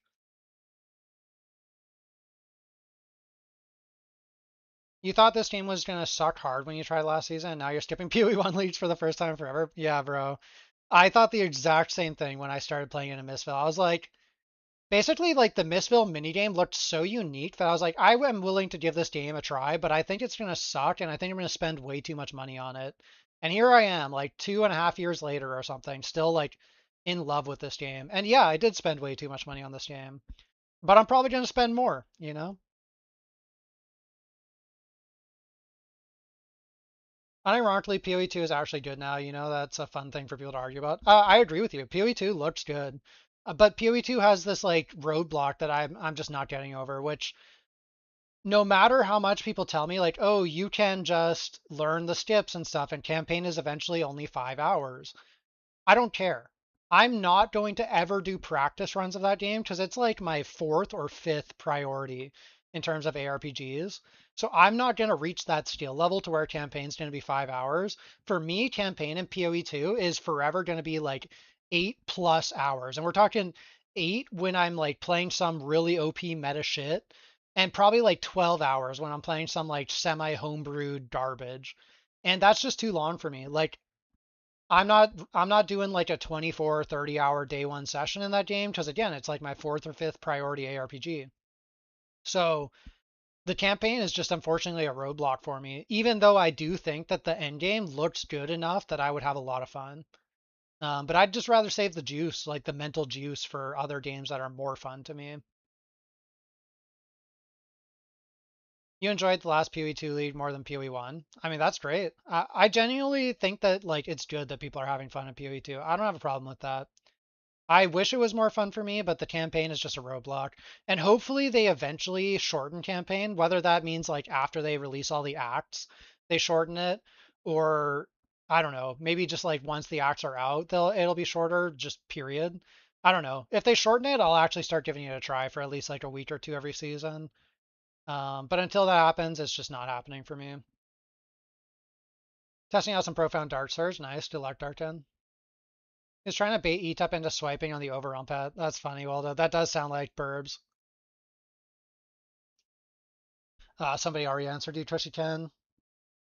Best part of TLI is the short campaign. 100% agree. Like, I actually consider the Torchlight campaign to continue until Traveler 7, but the campaign in this game makes you feel like you're playing a real mapping situation as soon as you exit the like early game campaign of like killing Kitava. Map search Eternity Blueprint on Mecha Dart Surge. Oh shit, you're popping off cabs. Does that put you in positive already? Try PoE2 this latest league and you could not get past the campaign again. That's exactly what happened to me in the second season of PoE2. I did campaign like 5 times when it first came out because my builds kept getting nerfed and I wanted to play something else instead of trying to like salvage my nerfed ass build. And it just made me hate the game, unfortunately. Like my first playthrough of campaign and even my second were like relatively fun. Um, but like every single time I repeat this like 8+ hour campaign, I like it less and less. And the payoff at the end just doesn't justify that time for me. The PoE1 campaign is the same way for people that don't play PoE. Well, yes and no. So first of all, PoE1 campaign, I don't do practice runs in PoE1 campaign, and my friend Jake and I do a 3 hour, 20-minute campaign every season. If Jake and I group in PoE2 campaign, we will never accomplish that. 3 hours, like 3 to 4 hours, that's like the upper limit for where a campaign is acceptable for me. And that's like 3 or 4 hours, like when I don't do practice runs. Um, so I agree, like I get it, like people who haven't played PoE1 a lot, like the campaign is daunting to them. I understand that. But for me, first of all, it's not in that position. And secondly, like the campaign is literally less than half as long with no practice for me. And the big difference is that PoE1, what a lot of people waste time on in the campaign is just uh doing like side quests and shit that's irrelevant. Or like, oh, I'm doing the lead mechanic in campaign. Like those are things you can cut out with no extra effort. But PoE2, making campaign faster means you need to literally learn all these layouts. You need to transform into a wolf off cooldown and leap to the next pack. You also do need to play like a giga meta ability or you're gonna have a terrible time. Like it's a different level of mastering the campaign. Tracker said minus 5K an hour. Yeah, that makes sense, Jabs. You learn it and you don't care anymore, or you don't, and that's just how the games work. Well, the thing is, like, I have done the PoE2 campaign, and also, like, I'm not like an ARPG noob at this point. Like, when I first played the PoE1 campaign, I think it took me like 8 or 9 hours to get to Merciless, and within like 3 or 4 deaths on hardcore, I was already down to like 6 hours to get back to Merciless. Um, and then also like again, it's like a priority system, right? So if PoE1 or if PoE2 was the most fun ARPG to me, I would put up with like maybe an 8 hour campaign, maybe. Probably not, because that's still like very long to me. But it's like it's so low on my priority list that like even if the PoE2 campaign was like 6 hours right now, I probably still wouldn't consider it worth it. Now, if it was 6 hours and if I like, do a few more runs, I'm getting it down to like 4 hours and the game was really fun, maybe I could get it to the point where I care and I'm gonna play it. But we're so far from that. It's such a hypothetical. You think you'll be end up being negative by the end of the hour? Yeah, most likely cabs makes sense. Wonder if they will increase campaign time at some point in TLI because they said they want to add more story. Yeah, I don't know, Zizma. I've seen people theorize about that. I don't think it would be the end of the world if Torchlight added a little bit more campaign after Kitava and cut out like maybe time mark 1 to 3 or 1 to 5 or something. I think that could be okay. And then maybe have it be like a 2 hour campaign for like people who are quick and like people who are slow. You're talking like a 3.5, 4 hour campaign. But that being said, like it does something pretty unique right now where you start getting your Netherrealm points like right after like an hour and a half of gameplay. And I don't know if it's a good idea to mess with that. You love in PoE1 that you barely need to look at the loot that drops now. You just roll gear with gold, makes progression so much faster. See, I don't even do things like that in PoE1, and the campaign's still giga chill and fun to me and fast. PoE2 campaign is definitely staying at 7 to 8 hours, totally agree. You're not getting better than that. The first season, it took you multiple days, so it's for sure hard to get through if you don't feel like there's a payoff at the end. So when I started doing PoE2 campaign, I think my very first run through was like 15 hours or something. And like, yeah, I got to like around 10 hours on my, or like 9 or 10 hours on my like fourth character. But I'm never putting in more practice than that. So it's just never getting down that far. Even if I play every single season and I just do my like one, maybe two runs. Oh, and then also like the problem for alts, like even with Twink Gear, it's still going to be 8 hours for me. I'm not learning these giant layouts. And honestly, if they made the layouts smaller, that could solve it for me. Or if they add like normal movement skills, like give me Blink Arrow, give me Flame Dash, make me feel like I'm able to go quickly without having to transform into a wolf on every single character. That would be like that would be a big upgrade, and maybe it would be enough to make it enjoyable.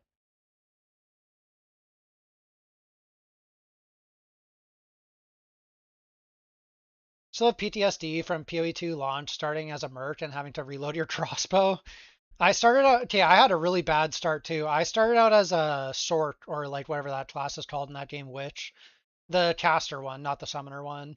And I went Spark, and it was great, but I invested every single point into Lightning Pen because I didn't read Pen in that game, and I just assumed that it worked the same way as it did in PoE1. And that you could pen into negative. And I'm like, bro, this is crazy. Like, how is there so much pen on the tree? Like, this is fucking giga additional multipliers. Like, I'm fucking penning 70 res or something, like putting these boys in the negative. Well, it turns out you can only pen to 0 in that game. So by the time I got to like Act 6, my damage had like completely fallen off because I basically had no damage nodes because none of these mobs have very much resistance in the first place. So I just put like 30 or 40 of my like very limited talent points into nodes that did nothing for me. Um, so yeah, it was a bit of a rough start, but once I figured all that out and re-rolled and stuff, like it was pretty chill. I think that the campaign is cool, but it's more of like an Xbox single player situation with campaign. Like who the fuck is actually playing these like seasonal ARPGs because you care about a cool campaign? I feel like it's literally no one, but I could be wrong. Maybe there's people out there that are actually like on their 25th time starting PoE1 and they're like, man, that's so cool the Kitava like fight. Like I don't know, but that's definitely not me. Like I have a hard time even enjoying stuff like Skyrim. Like if I want to experience Skyrim, I'll like watch my brother or I'll like watch some YouTube person do like a playthrough of a game like that, and I'll like appreciate their end of it, but I don't care about playing like story-driven games. It literally just doesn't matter to me at all. You've heard of campaign only players? I mean, they exist, but they're not the people that are coming back season after season, I don't think. I think those kind of people play like maybe 3 times, maybe 4 times, try out some different builds, and then they're on to the next like story-driven game. Someone bought out almost all Carjack bounty compasses. Seems like going back to Deep Space Safari, farming them yourself. Oh shit, are they expensive? Let me list some. Good shout, Zisimo, but I did unfortunately just list them earlier. I only have 14. Oh, this is tragic. This is terrible timing. We're getting those up at 7 each though. Two guys in your WoW guild work at GGG, one on PoE1 and the other on PoE2, and they both think the other game sucks. That's funny. They aren't buying $500 supporter packs. Yeah, I don't think so either, Waldo. Campaign for you is something that you just have to get through and that you just accept in every game. Yeah, I'm the same way, Fikes. PoE2 campaign feels not like an ARPG campaign for you. Yeah, that's what I was trying to get at. It feels like you're logging into like fucking Bloodborne or Skyrim or some shit, like trying to get like a real story in the game.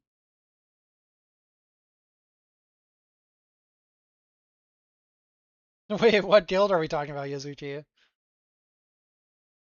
Hopefully, if next season the TLI campaign becomes 8 hours, that would be an absolute disaster, bro. Oh, hypothetically, yeah. Genuinely, if they made the TLI campaign 8 hours long, I like this game enough that I would stomach it, but like give it like 4 seasons of that, and I might be done with Torchlight. Like genuinely, like that would be something that like long term would probably kill Torchlight for me. Bro, my bounty compass is sold at 7, like instantly.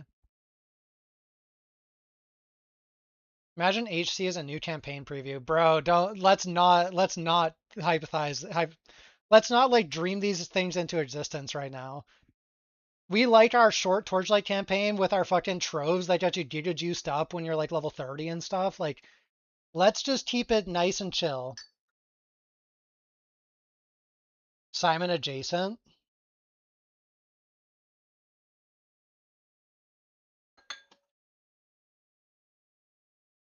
You guys are speaking some fucking voodoo Australian language to me right now.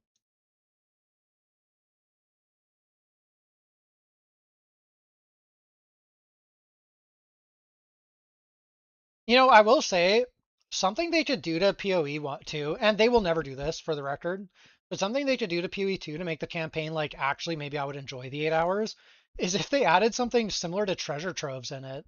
Like they have a lot of these side quests that give you like, like a extra socket and extra link kind of things like that. If you like open up a certain box, those are okay. But give me like some fucking targeted unique for my class that like you guaranteed get at like level 25, and it's not gonna have any end game use, but it's like gonna make you pretty strong in campaign, and it's gonna like like you maybe you clear like a wing of a museum or something, and it gives you like a guaranteed chest armor that's got like +5 erosion levels, or I don't know, like I don't know the PoE2 stats and stuff enough to make a good example, but if they put like a couple things like that in the game, I maybe would start to enjoy like a 6 hour campaign because I'd feel strong the whole time.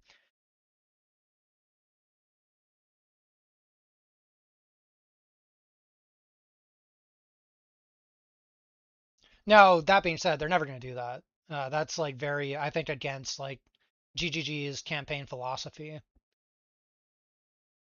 but it would be pretty cool.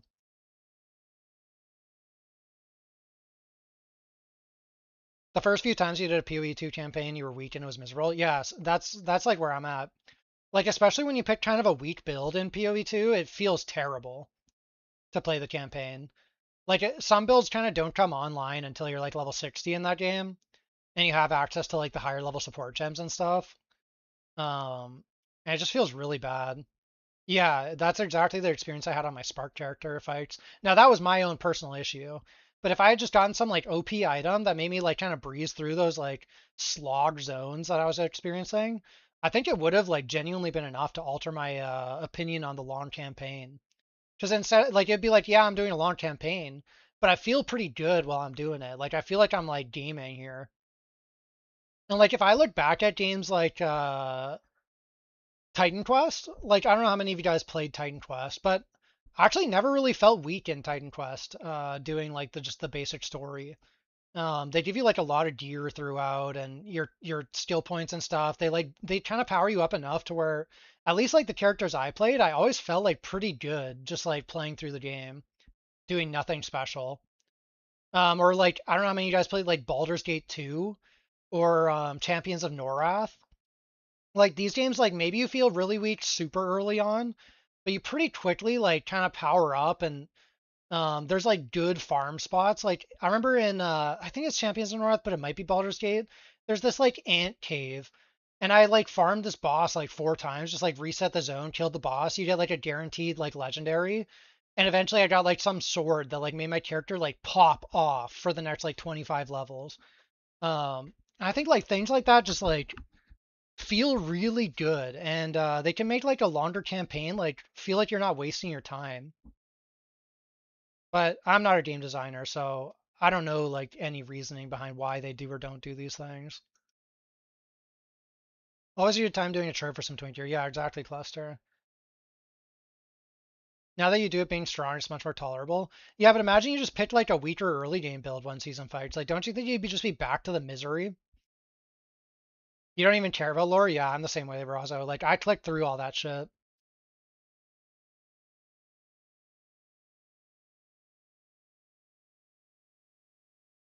This past season, all the popular leveling builds one-shot every boss.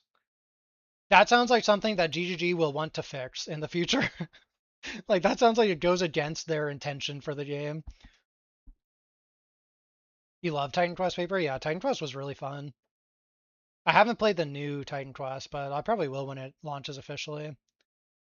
U2 campaign feels like playing a Dark Souls game unless you play OP build and get lucky. Yeah, that's where I feel with it. Two-light troves make leveling fun, plus the trove items are replaced by T5. Yeah, exactly. Like, you don't need to put some like crazy shit that's gonna like be relevant in mass, but just something to make you feel like strong in the campaign would make me really happy. Elegy Blueprint 8 maps in. You guys are popping off in Profound right now. Holy shit.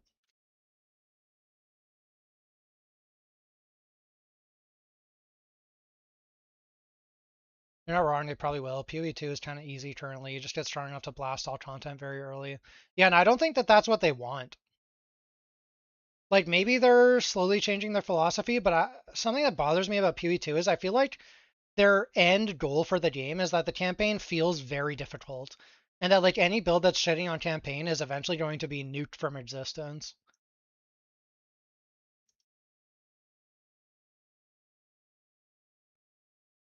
And then, like, the longer your campaign is, the more relevant it is to nerf, like, early game builds. Just if we look at PoE 1, like they have consistently nerfed the most highest performing campaign builds like Sunder, like Stormbrand, um, Crema or Corpse Explode, like or Detonate Dead, whatever they call it in that game.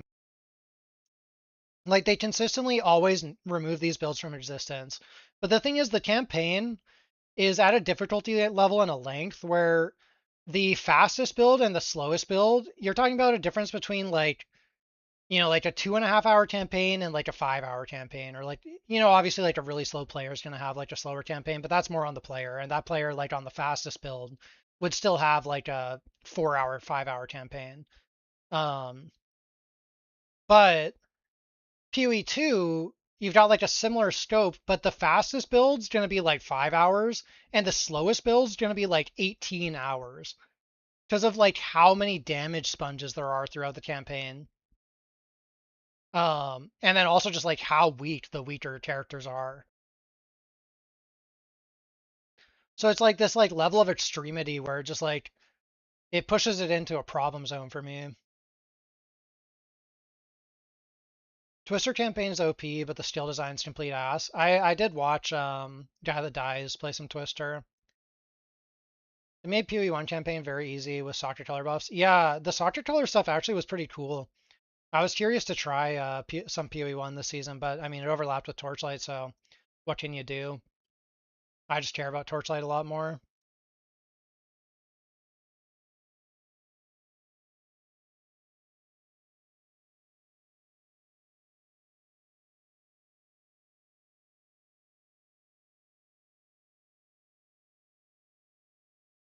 I'm wondering if I need to change one of my compass biases to might.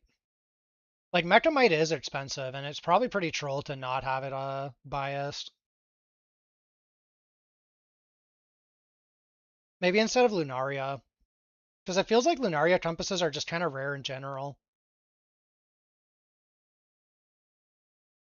So 1 week game, you can try it anyways when you get bored of TLI. Nah, ARPGs are zero appeal to me if I don't start playing at the start of the season. The only fun thing in ARPGs to me is well, not the only fun, but the main fun thing is that like season launch economy, like trying to get all the items early and stuff.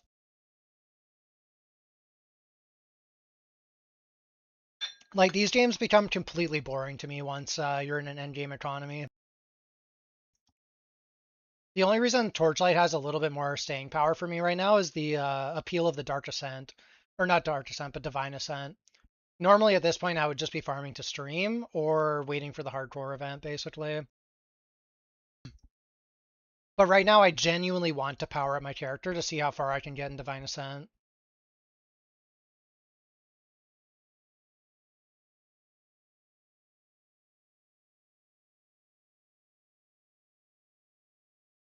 Yeah, it's been a while now of PoE1 being like a 10 to 15 day maximum game for me. I don't think that's changing anytime soon.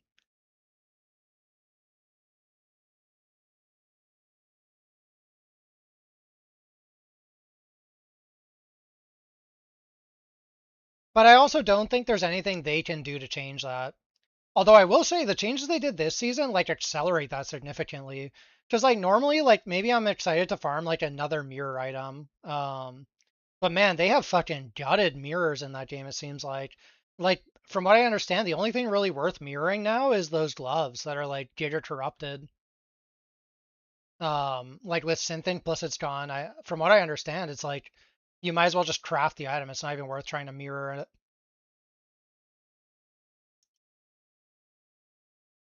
Next season, big end game changes. Yeah, but they've been saying that for like 4 seasons now. I mean, it probably actually will be next season now that they're like kind of back on their feet. But like, man, they are truly the boy who cried wolf nowadays. It feels like P1's endgame is so boring. I don't agree entirely. I think there's some farms in endgame that are really fun. I was actually really enjoying Blight Farm 2 seasons ago, except for the lag. But if it hadn't been laggy, I think Giga Blight was actually like really enjoyable to like try and min-max your character for. But there's just like it's too easy to reach the ceiling of your character in that game right now. Have I dropped many Nether Kings, Divinity? I assume you mean the slates, not the crafting mat. I've dropped 3 total slates. One of them was a broken one in like Time Arc 7 that was completely trash. I don't even count it. One of them was a banishment worth 1 FE. It tripled. And one of them was contamination with red bottom mods and immune to blind paralysis or whatever combo. It might have been like weekend paralysis. And I sold that for like 700 FE.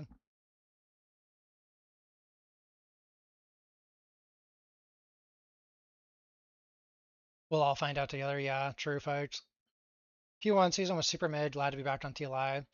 This TLI season has been really fun to me. I know it's like not a common opinion, but I loved the poverty early game. And I kind of hope that they lean into it harder next season and they like really nerf any build that got to profound instantly. And Giga Pipe Dream, that's never going to happen. But if they started actually punishing people who RMT so that they can like prolong how long everyone spends in profound, ooh, ooh, it would be hot. That'd be so spicy. But it's probably never going to happen. But if it did, oh man, I would be pogging out. They had a mechanic that you can reroll stuff on items a lot. Interesting, Rasa. Goldwick feels 10 times better in Profound. That's funny, Darkton. I tried some Profound Hunt because I had the same suspicion, but I actually do think it feels better in Deep Space. You've dropped like 2 total. Yeah, they're so rare. They're too rare. I think next season they're gonna make the slates more common but less powerful, most likely. That would make the game super good, but yeah, that'd be very fun. Yeah, if they ever do that, like I'll be stoked about it. Oh no, Yazuki. Are we getting brain busted or have we actually found some developments here? I need somebody to go find, like, oh God, like when Sparks was first announced, somebody found me a section in the help thing that mentions that the words on pets are multiplicative for things like divinity stones. Because you know how, here, let me show you. So on the cube pets, it says 20% divinity stone drop quantity, 20% desire crystal drop quantity. Oh, it was you, Waldo? Yeah, somebody. So Waldo linked me a thing that like explains that these are multiplicative multipliers, even though they read as though they would be additive.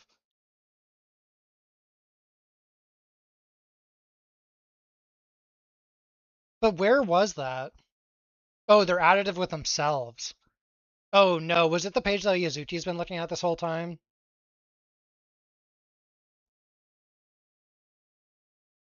Oh my God, this drop discussion again. Can you go to drop quant, not the additional drop quant type section, and look at example 3? All right, let's see. So this one, and we're looking at example 3. If a drop has a 50% chance to drop one item, and the item has a 100% chance to be flame elementium, then with a 100% drop quantity, there's a 25%. Wait, no, I don't think it does contradict a Yazuki. I think this is showing that they actually influence items in different ways. Okay, let me read these other ones first. Drop quantity bonus affects the quantity of base items dropped.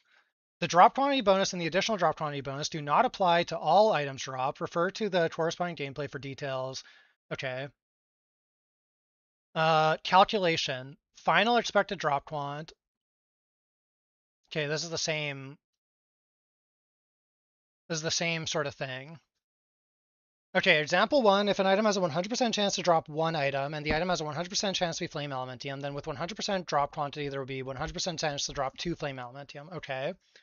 Example 2, if an item has 100% chance to drop one item, and the item has a 100% chance to be flame elementium, then with 100% drop quantity and 100% additional drop quantity, there's a 100% chance to drop four flame elementium.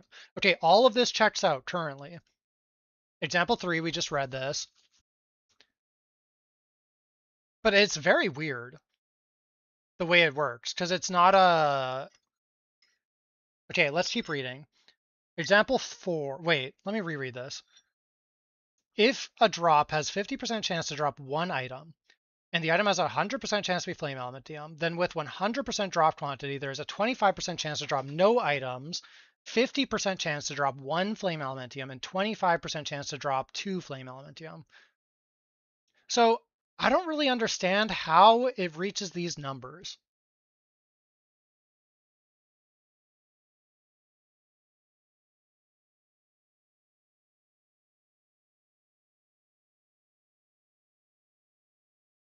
But let's keep reading.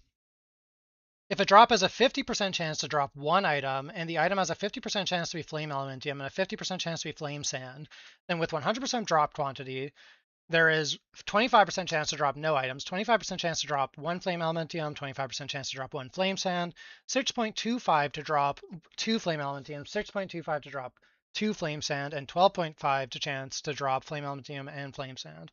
Okay, so wait, I'll read the last example before I talk. If a drop has a 100% chance to drop one item, and the item has a 100% chance to be flame sand, or flame elementium, then with minus 50 drop quant, there's a 50% chance to drop no item and a 50% chance to drop one flame elementium. Okay. So what I want to say about this, I don't think that this contradicts this other section, because this section is telling us how this is influenced by something that is specific to that item type. And I think that that section is just telling us how generic drop quant works.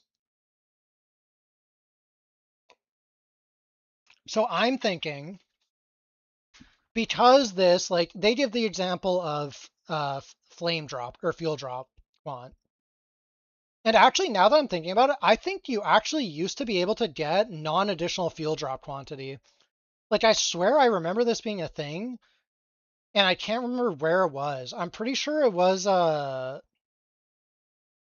I'm pretty sure it was it might have been the cards back in the day.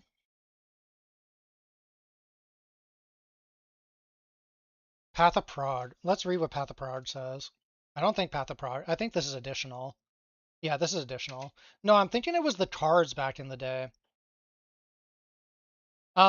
Anyways though, sorry, let me get back to this. So the formula that it shows in it, Yazuki, references generic quant, but I'm pretty sure it doesn't, I mean, I'll check again, but I'm pretty sure it doesn't reference generic quant here, right?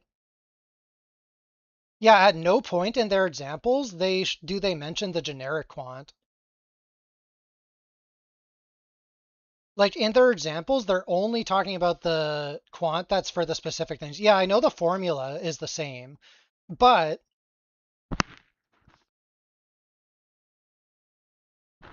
if we go back to this drop quantity section,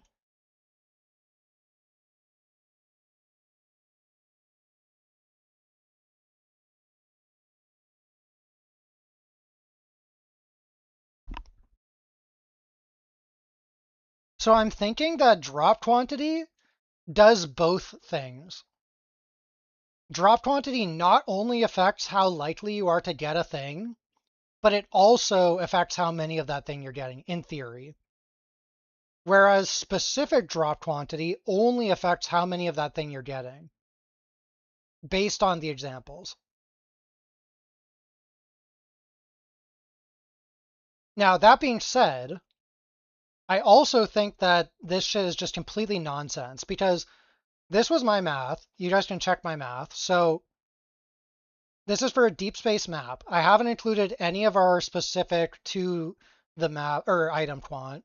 So we have a 3x multiplier. This is deep space having 200% additional quant because you have 100% base quant, right? So um, the way you calculate additional quant from that is you go 3 times 2, which is the 100% additional quant from the card. So this is using this formula here. Additional drop quant bonus times additional drop quant bonus times additional drop quant bonus, right? Um, and then so we get 6. We multiply this by 1.12. This is the profound talent, which is 12% additional quant. We then multiply that by 1.16. This is sparks. And then we say we have roughly 250 generic drop quant when you add all of them together. That's this one here, drop quant bonus 1 plus drop quant bonus 2 plus drop quant bonus 3. So we're saying that's about 250% drop quant. So we multiply this by 3.5 and we get 27x. So now let's apply this to their formula down here. So let's say we had an item with 100% chance to drop one item, and that was a 100% chance to drop Flame Elementium. Then in theory, when this happens, we would always get 27 Flame Elementium drops.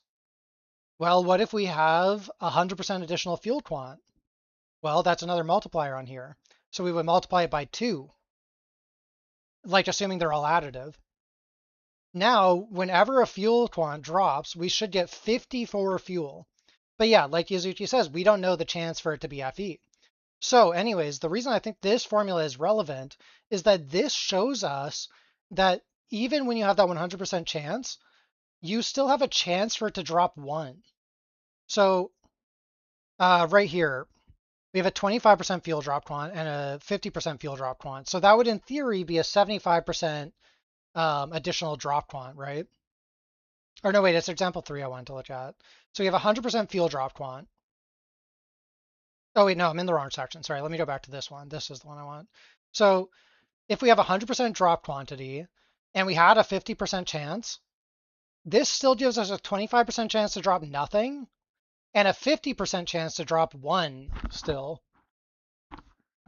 But if we like applied the logic from these previous examples, we would think normally that this would make it so that either A, we have a 100% chance to drop 2, or B, we have a 100% chance to drop 1. But it's doing neither of those things. We still have a no drop quant chance. We still have a 1 chance. So I think that this is actually the most accurate example of how drop quantities work. So then if we adjust this, I'm not good enough at math. I have never done like university statistics or anything like that. Maybe somebody in chat is a math whiz that can give us like some formulas for this. But let's say theoretically, when you kill a rare monster, there's a 1% chance to drop fuel. And that fuel has a 50% chance to be Fe and a 50% chance to be flame elementium. But we have like roughly a 54 times multiplier by stacking all these multipliers together. What chance do we have of getting like 50 fuel? What chance do we have of getting like 10 fuel? What chance do we have of getting like 3 fuel? What chance do we have of getting 1 fuel? Et cetera, et cetera, et cetera. Maybe somebody smart can figure that out. But I'm thinking that that formula right there might be the most relevant drop formula that we've ever had because it explains that you can still have a no drop even when you have a 100% chance and you have a base drop of 50 because the no drop only went to 25%. And we're going to assume that like the actual drop rates are much, much, much lower than that. Like it would probably be something like a 1% chance. So then even like a 57x still isn't going to give you a 100% chance.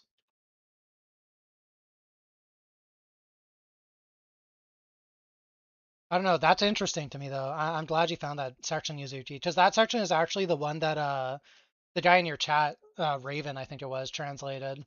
That's why theirs had more examples.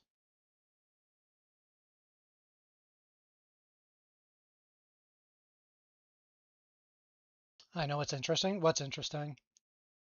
You know what's funny? I just went on this big rant about that dropped one, and I bet like 80% of you guys in chat just literally immediately tuned out as soon as I started talking numbers. Just like, yeah, fuck this. This is too much to think about. I don't care. When you do an afterlife mechanic pre-buffs and it drops 1k flame sand with 0 FE conversion, makes you think, hmm, what are you implying here?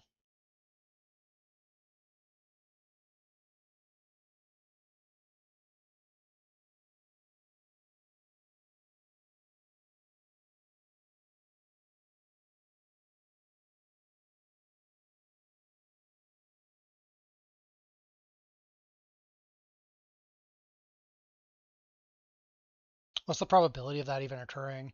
Well, I didn't like look at how much sand I was getting from the thing before buffs.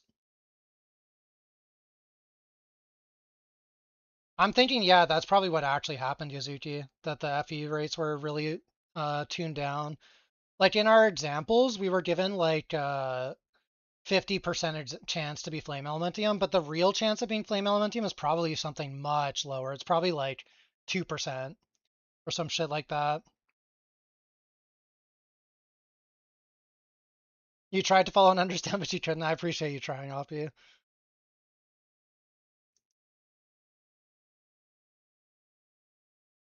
You're getting way more sand this league by a factor of like 3 to 5x. I don't really pay attention. I basically max out the shop and then I don't care. I will say when I did my SSF Traveler 7 run, I got like a crazy amount of sand from the league mechanic. I did have an event that dropped over 1,000, and it also dropped like 200 embers, but that was post buff.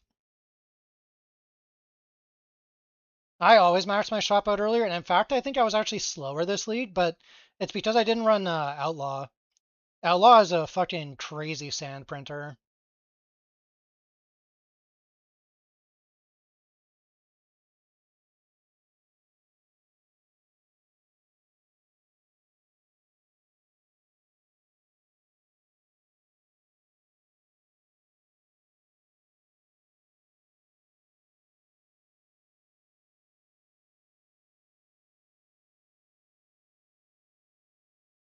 You know, the main problem with their examples is just that it's not like a real, it's not like a real drop formula.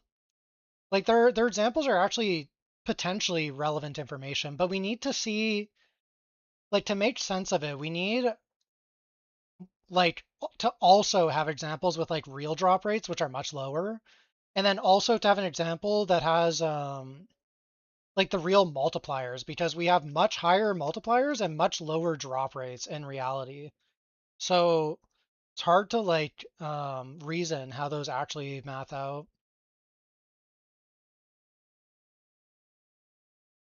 You maxed out the shop way early. Oh, I read that. Yeah. Yeah, I think this was one of my slower shop maxes, like day 4 maybe. But that being said, I didn't do outlaw and I maxed at day 4, so you're probably right that there's a lot more sand dropping.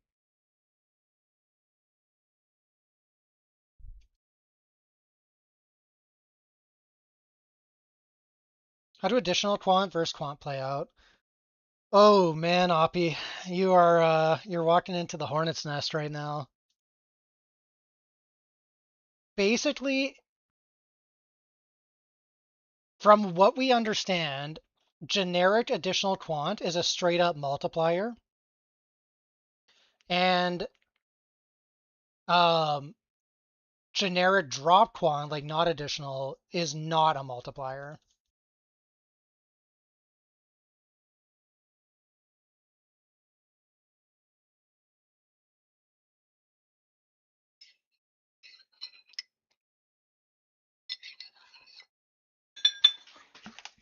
Well, again, Yazuki, I think that's because, okay, so this is the logic I'm thinking of here. So I'm thinking that the fuel drop quant can't apply until it's already decided that it dropped a fuel. So that's why the sections read differently, because the drop quant can apply before anything has dropped, because it's just drop quant. But it also applies to how many of said thing you're getting, because it's telling you how many of that thing you're getting. But the fuel quant needs to successfully roll that it gave you a fuel, and then it applies.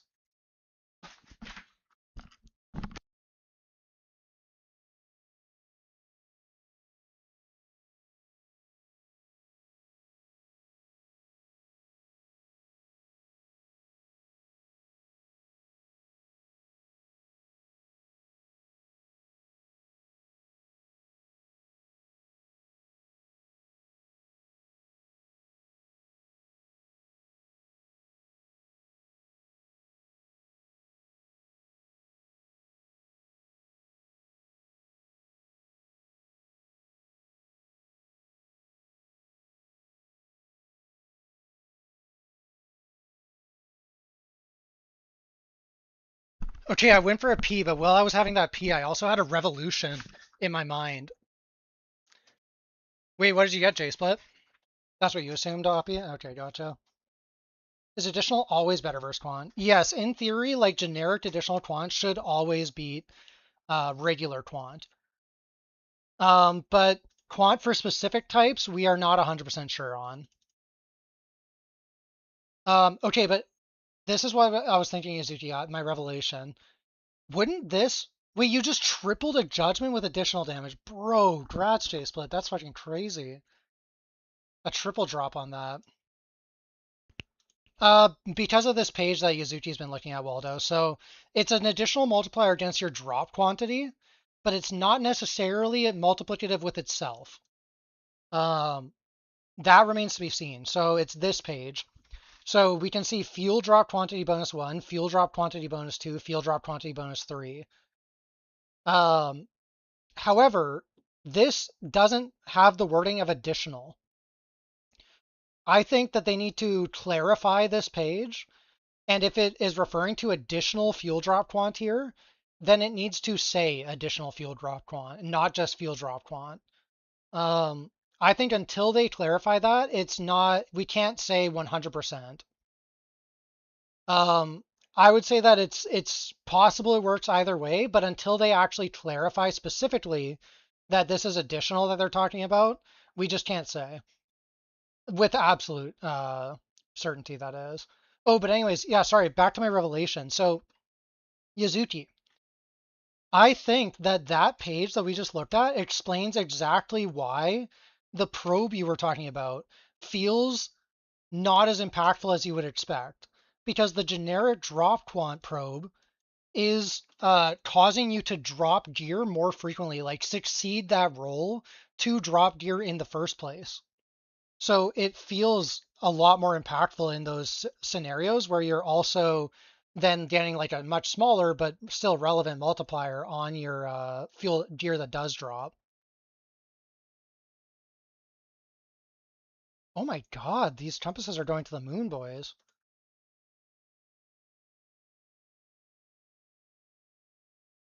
Yeah, exactly. So it's like double dipping, and that's why it's like so big. Yeah, that's literally like where my head's at. That's like the epiphany that I had while I was in the bathroom there.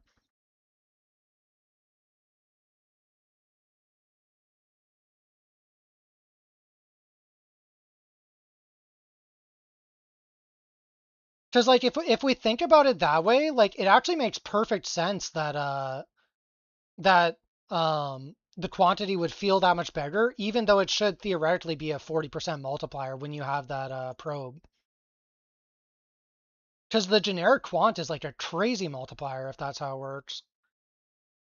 Because it like you have a 500, you have a crazy multiplier. Yeah, Spark is busted. Basically, I think Doro's still a better pet overall than Sparks, but yeah, Sparks is fucking insane. And unironically, that could explain why Mia is getting so much more from this cage than I am because of 6 sparks. Like 3% drop quant doesn't sound that crazy until you realize it's double dipping on not only succeeding the checks to even like get a drop in the first place, but also it's multiplying how many you get when you do get something.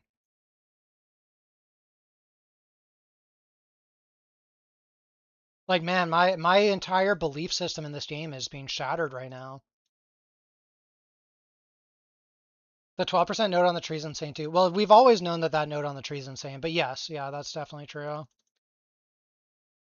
The problem is 25 points is very expensive, but you are right that the note is good.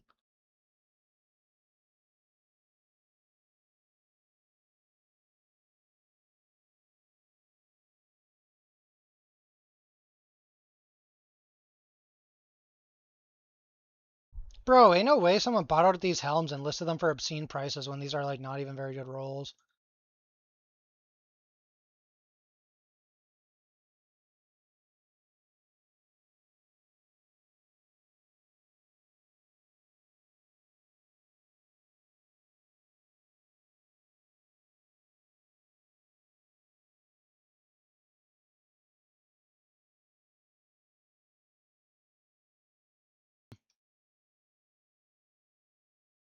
I actually agree with you, Darkin, but I also kind of could see them not doing mini games for a while because they want to sell more sparks.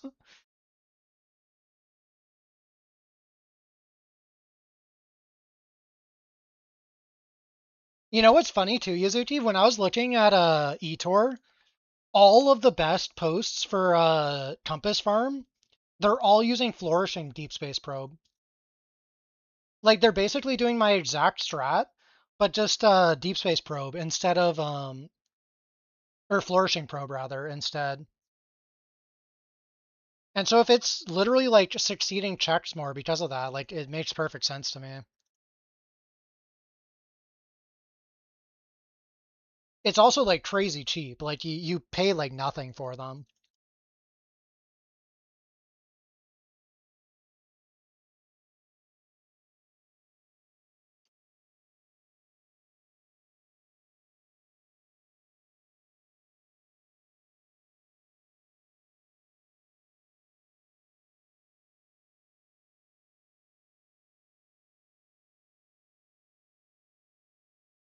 Sorry, let me see if I missed anything.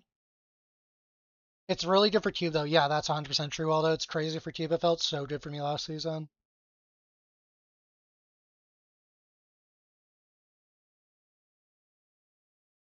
Flourishing feels so good anecdotally. Yeah. Someone bought out all Dart Surge Scarabs or what is your game bug?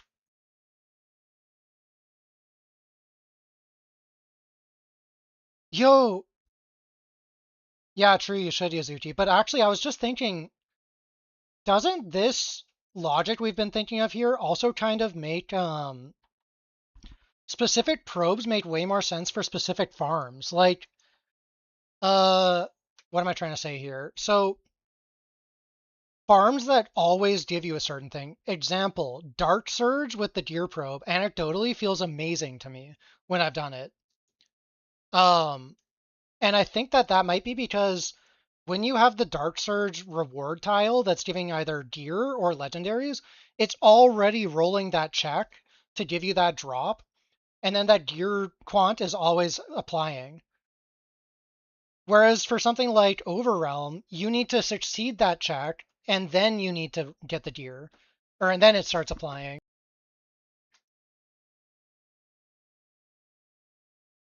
So then hypothetically, Compass should also be insane for Doro, or I mean not for Doro, but for Clockwork, because you're already succeeding that Compass drop check.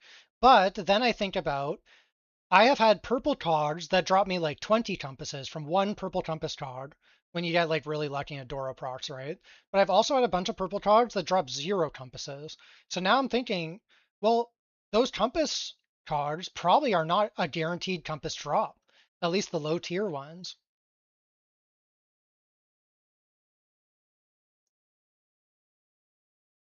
Now the next question is when we go to these probes, yeah, they drop rezos and sometimes they drop compasses.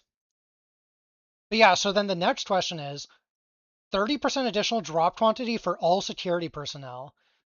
I've realized why these deep space probes feel so fucking giga. Because this is just generic additional. It's not applying to any specific type of item. So this is making you succeed that check and giving you the extra drops.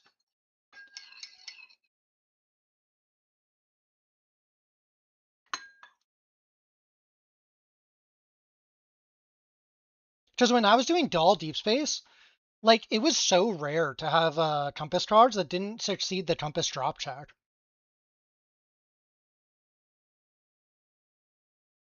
But now the next question is, guys, is this pet a grief? What do we think? 38 drop quant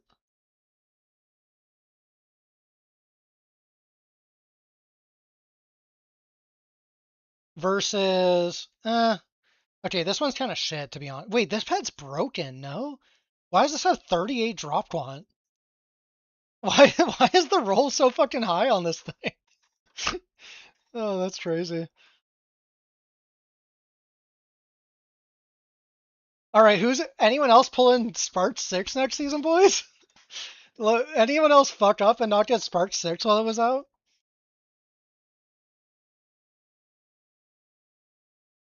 Yeah, actually though, why is that 38%?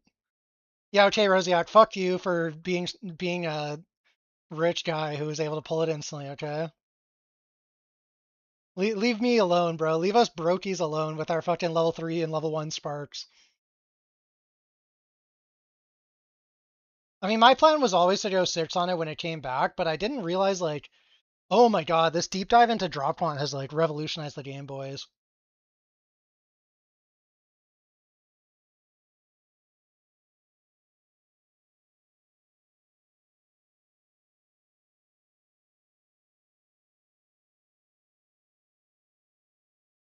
Oh, you're right. It won't come out until a week in. Bro, that's cooked. What I'm saying is chiseling your maps. Oh, true fights. Yeah, if you're not chiseling like 4 times early, you're probably giving up a ton of quant. Or a ton of drops, I should say. I mean, I've always been like a 75% chiseler in Profound. I usually don't go to the 5th because until I have immunities to not have to worry about like re-rolling and shit. But yeah, if you're not 75% chiseling, you are griefing.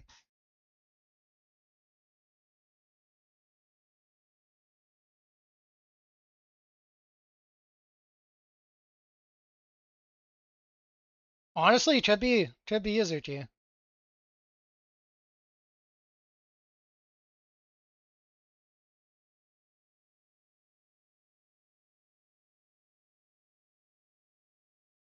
Rosiak, can you test some outlaw with the outlaw probe?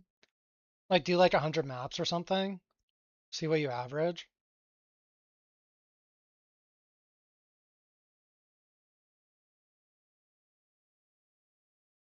I mean, I'm not even trying to bait, bro. Why is the Azuchi LOing me? I did like probably 2 or 3 thousand maps with the Outlaw Pro boys. Okay, but 50ish is nowhere near a big enough sample size for the Outlaw Probe. Like, I'm not gonna lie, even the 100 I suggested is like not even close to a big enough example because like the proc on that probe is fucking crazy. Like, you need to hit the proc for it to be worth it. When you, bro, oh my god, I'm literally like creaming a little bit just thinking about how crazy that proc is.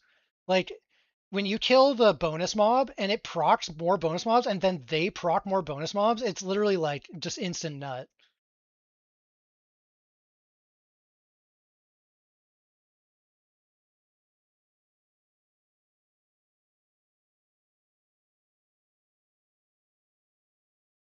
It's bigger than the golden showers, bro. It's like some next level fucking goonage.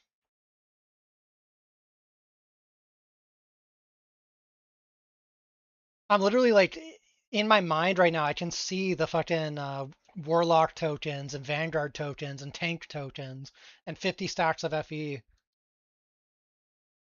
Can I pass the code for the farm? I don't really want to post a code for this farm that fast because, like, I'm not gonna lie, it's just not performing very well. Like, I'm at 1600 an hour after. I mean, it's not really 5 hours 40 minutes because I probably AFK'd like an hour in maps, but like, it's really not doing that well. Um, yeah, I mean, it's like, it genuinely might be spark stiff. But yeah, I don't want to like upload the code because then other people are gonna try it and like I just don't even think it's doing that well. Like the codes I've uploaded so far this season. What did I post? So I posted Creation and Doll. Both of these farms I've done extremely well with. Or sorry, not Creation, I meant Safari and Doll. Um, so like I vouch for those strats. I know those are good strats. So if someone copies them, I'm like, you're chilling. But yeah, Safari's really good.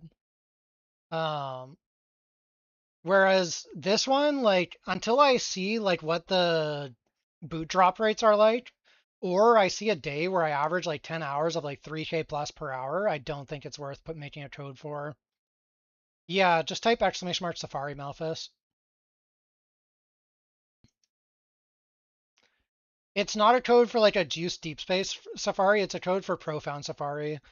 But when I was doing it like a week or so ago, it was over 3K an hour average for me, and I've got people in the chat who are to this day averaging like 2.6K an hour doing it.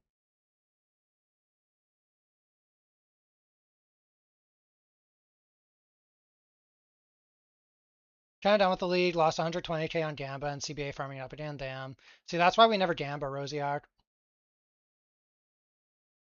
What the fuck, Goonage? I thought we were talking about loot here. We are, bro. That's like what's important to understand. Like the overlap, it's hard to truly feel how much of an overlap there is between Goonage and loot until you experience those outlaw mobs just like duping and just like pooping loot out everywhere.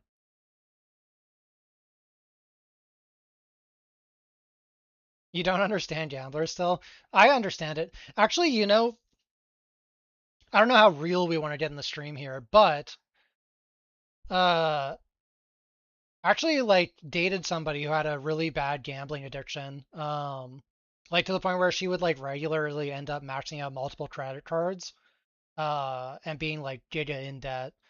Um, so like I don't know. I definitely like understand the issues with gambling.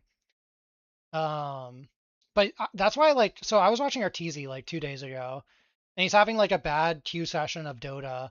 And he's like, all right, you know what, fuck it, boys, we're gonna go do gambling. If you don't like gambling, like tune out. And I'm like, man, like I get it. Like I understand the appeal of like literally getting millions of dollars from these gambling companies, but like just morally, like you have to be just completely devoid of morals to accept a gambling sponsorship like that. But then at the same time, I think like I'm playing Torchlight, and 100% gacha games like this are gambling addiction targeting.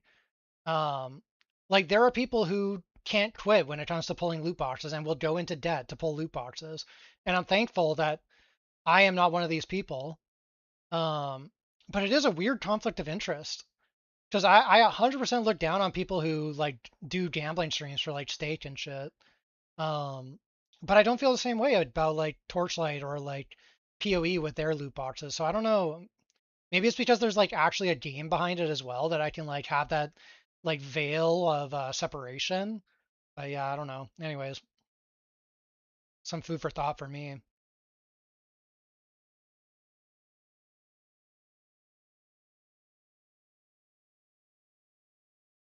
You're done with Gamba. You lost enough today to probably pay for the inverse. You need brutal, bro. You do think Spark also increased Sacred Fossil drop by an insane amount? It does, Rosie. That's 100% true. We can tell that because when you look at Cage on the loot pet site, it tells you that Spark affects fossils there. And I'm personally of the opinion that that's just like pretty true of everything. Like when it tells you a pet works for a drop like that off of like a mob that's just dropping things, like you just believe that that's how it works everywhere. This might also explain why it feels like all the additional quant mechanic cards feel under budgeted compared to your quant cards. Yeah, exactly. Yeah, 100% Yazuki. I was thinking about that when I was saying it, but I forgot to mention it because it's like, yeah, it's 13% quant, but that 13% is not only hitting your chance to drop shit in the first place, but also hitting your how much you're getting. So it's like huge. I think you're right. TLI has a limited to hard limit. That's true. Yeah, like no matter how gambling addicted in a game like Torchlight you are, uh, you will hit a point where you have every pet, unless you're like one of these psychotic people who like literally starts pulling for chalk on the Dragon Ball banner. Whereas like a website like Stake is, they're happy to have a person go $200,000 into debt because that means they just made $200,000. I don't know. I usually try to avoid topics like that on stream, but it does feel a little bit pertinent right now.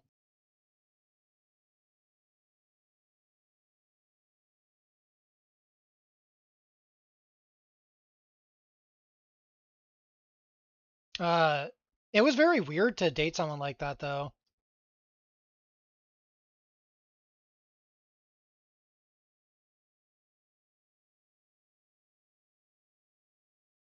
because I just I don't know, gambling like literally doesn't appeal to me. Also, like my former main friend group, a lot of them are like addicted to gambling now too. That's true, J Split. That's a good point. Now you have to stare at Profound being 100% versus 200% additional quant. I mean, yeah, I will say this season though, I wonder if these numbers are as relevant because they gave like a drop quant boost to Profound that didn't apply to Deep Space. So there's something happening up underneath the hood that it doesn't apply to Deep Space, and we don't know where exactly it is.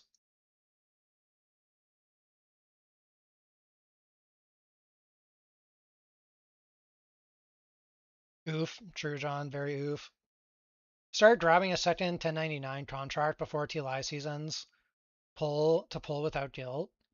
I don't know what a 1099 contract is, Darkin. You also have to consider map time plus cost. That's true, Tabs. The loot tables are different for sure in Profound versus Deep Space. So you know how to quantify the 200% additional. Yeah, like in a normal league, like I'm normally the biggest Deep Space shill. And this is the first season ever where I felt like Deep Space is like worth it, but not at the level that it normally is worth it.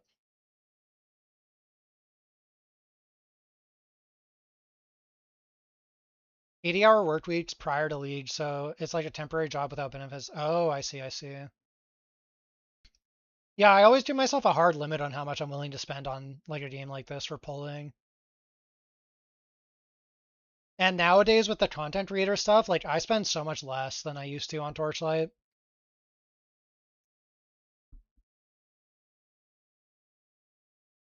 If I actually cared to max out the YouTube stuff for this game, I would be able to max every pet in the game without ever spending a penny.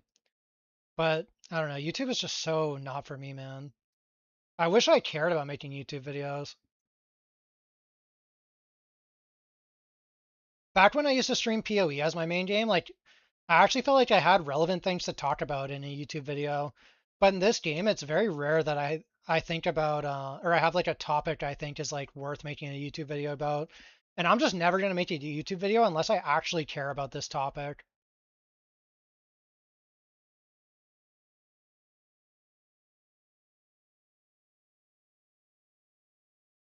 My old YouTube content was goated though. Thank you.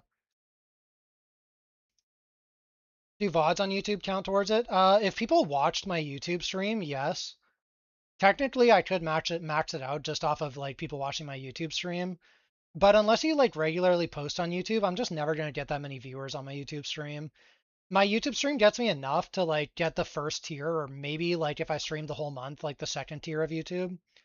Um, but you need to build the audience there, right?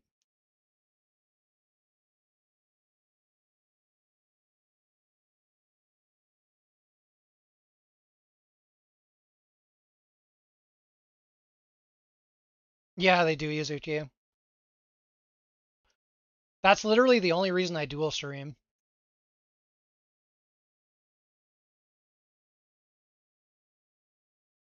Make a verdant clickbait video once you drop them. See, that's the thing, Cabs. Like, I could have made like 30 slop clickbait videos this season easily by now. I actually could have made more because I could have just done a build update every single day. And like people would eat that up. Like people like that content. But I don't like that content. Do shorts count? Not really anymore. The way it works now is it's based off of view hours. So like shorts, they get a lot of views, but it's like a up to 60 seconds, right? So even if you got like 4,000 views on a short, that's going to be like 4,000 minutes, which is like next to nothing. Whereas if you got 4,000 views on like a 30-minute video, that's 2,000 watch hours if people watch the entire thing. Mario only makes high quality. I wouldn't say that like the content I make is high quality. That's not what I like care to make videos about, but it's if I make a video, it's something I actually give a shit about and like want to discuss and like want to share my opinion on or something. All right, night Darkton. Thanks for hanging out, bro. Have a good sleep or rest of the night, whatever you're up to. Hmm, probably not because I just don't make YouTube very much, but I can check. I haven't even looked to be honest with you. Are you heading out to Weetabix or are you just saying night to Darkton? Tidewell functions bad. Play Frontera. True. Should I upload a video like that? Okay, you're not leaving right now, Yazuki. You're not baiting me. All right, let me see. YouTube Studio. Night to that guy. I got you. How do I see this? Damn, I'm losing subscribers on YouTube, but it's because of my streams, I think. Like all my PoE guys are just peacing out. Okay, let's see. This is my filter video. I wouldn't say popped off. Wait, how do I see analytics? It got 132 watch hours. I've gained 56 subscribers from it, and it got like 3.3K views. People watch 2 minutes, which means they basically open it, take the filter, and then leave. I mean, fair enough. I respect it. But the thing about YouTube in general is that the way their system functions is it rewards just like frequently uploading in terms of how it recommends people on the sidebar and stuff. Quality is valued much lower than quantity on YouTube. This has like always been a big thing. Yeah, it does, Yuzuki.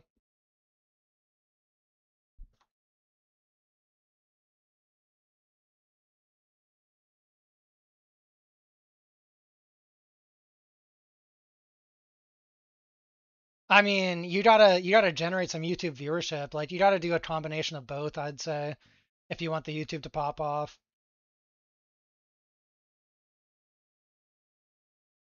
If you do it like me, you're gonna have like 3 YouTube viewers who never talk every single stream, and they're just like barely enough to get you like the first tier.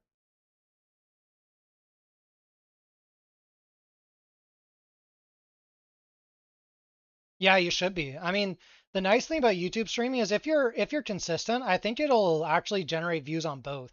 Like your guide content will get more views because some people will see the stream and tune in.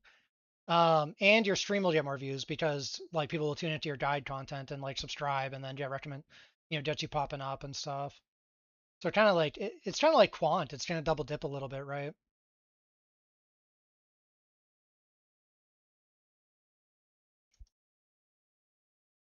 Yeah, exactly, Rosiak.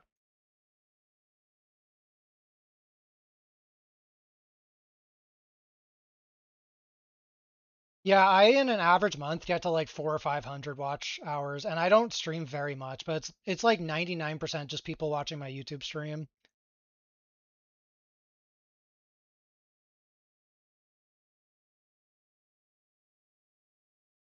I don't know, maybe there will come a season where I'm like, I'll actually bother uploading to YouTube a lot and see how it goes, but I just like, I'd hate myself for uploading some like slop ass shit.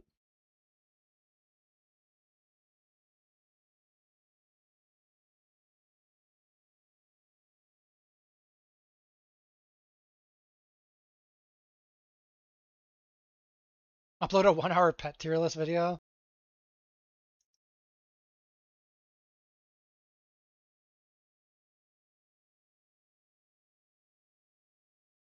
I actually don't consider guide content slop at all. The problem is I'm just like self-conscious. Oh, it's not my full-time job for me, so that's like pretty much why I don't do it.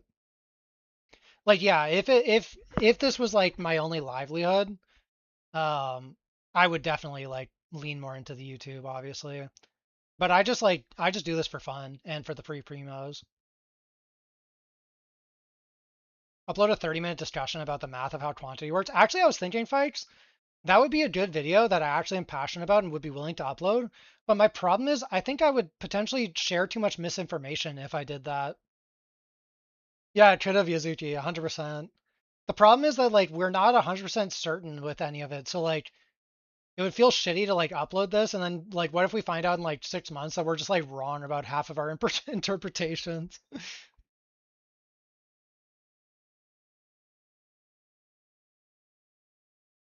They'll forget by then, true. I mean, like hosting a Torchlight podcast would be OP as fuck for YouTube views. I think podcasts are content people love to just like have on in the background.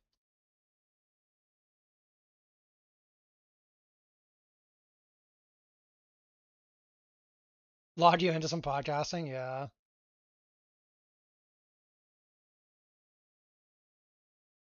Yeah, but I just hate uploading things if I'm not sure about it. I know it's not a good mentality to have, but I'm not a YouTuber, so it's fine for me to not upload.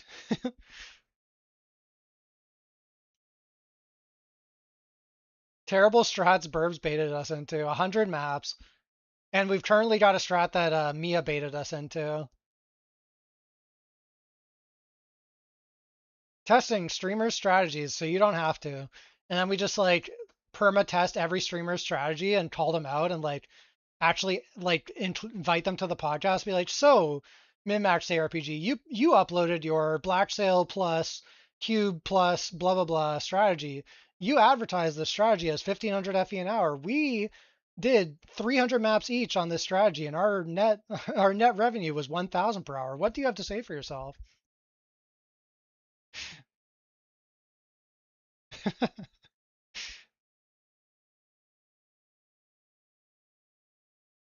We bring Burbs in every like couple episodes. He can load us up with a bunch of new strats. He like tested for 10 minutes and got Burbs RNG on.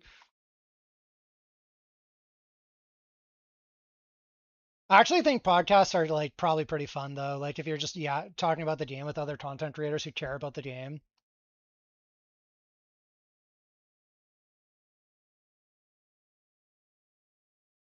So you love all the yapping for you. It's kind of like a podcast when you work. Yeah, that makes sense, Rosiak. Remember Rise QT went through his metrics and his average viewer watch time was 13 hours, aged 35 plus. That's interesting, J Split.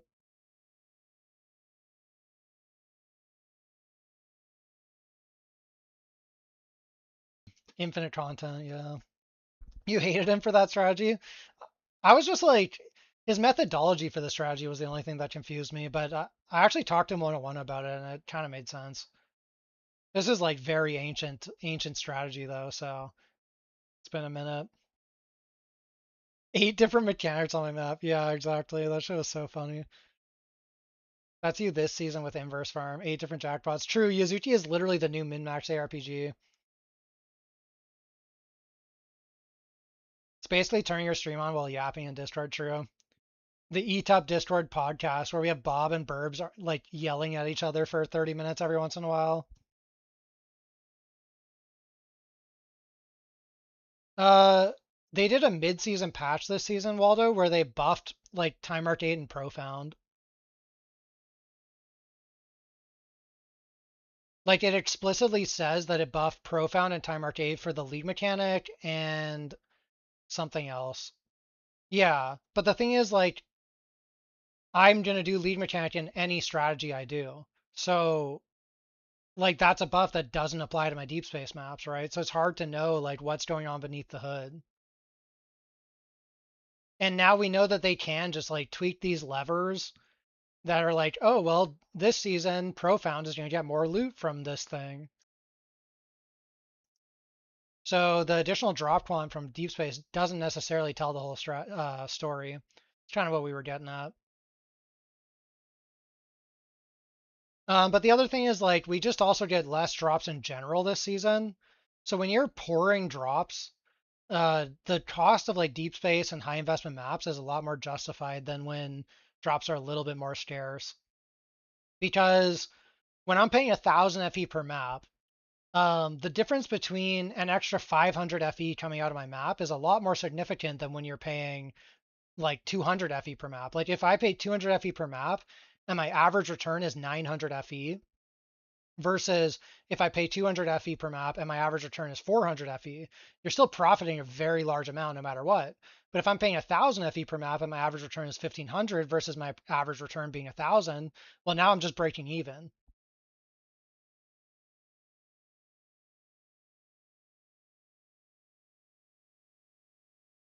if that makes sense.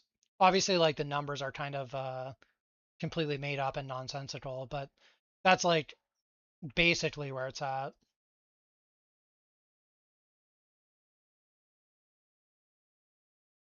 Oh, but yeah, I was gonna say earlier with regards to like I think podcasts could be kind of fun just because like if you get people who are passionate about the game, like it's fun to just talk about things with people who care about the game or watching people stream that are just care about the game. And yesterday, I forget who we were talking about, but somebody said it's fun to watch a certain streamer that I was saying I liked, and they were it was John Roan.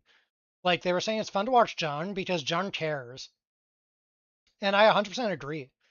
Like I have such a better time watching anyone who like genuinely cares about the thing, even if they're like wrong about the thing or if they're, not very good. If they just care, give a shit, like I'm into it. I like that.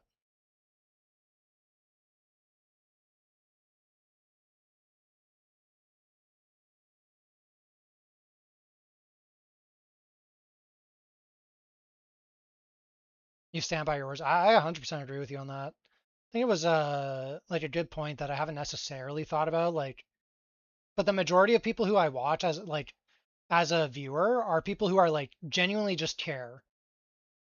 Like I don't know how many of you guys watch Balor Mage. But Balor Mage was like always one of my favorite PoE streamers. Even back when Balor was like a turbo noob in PoE.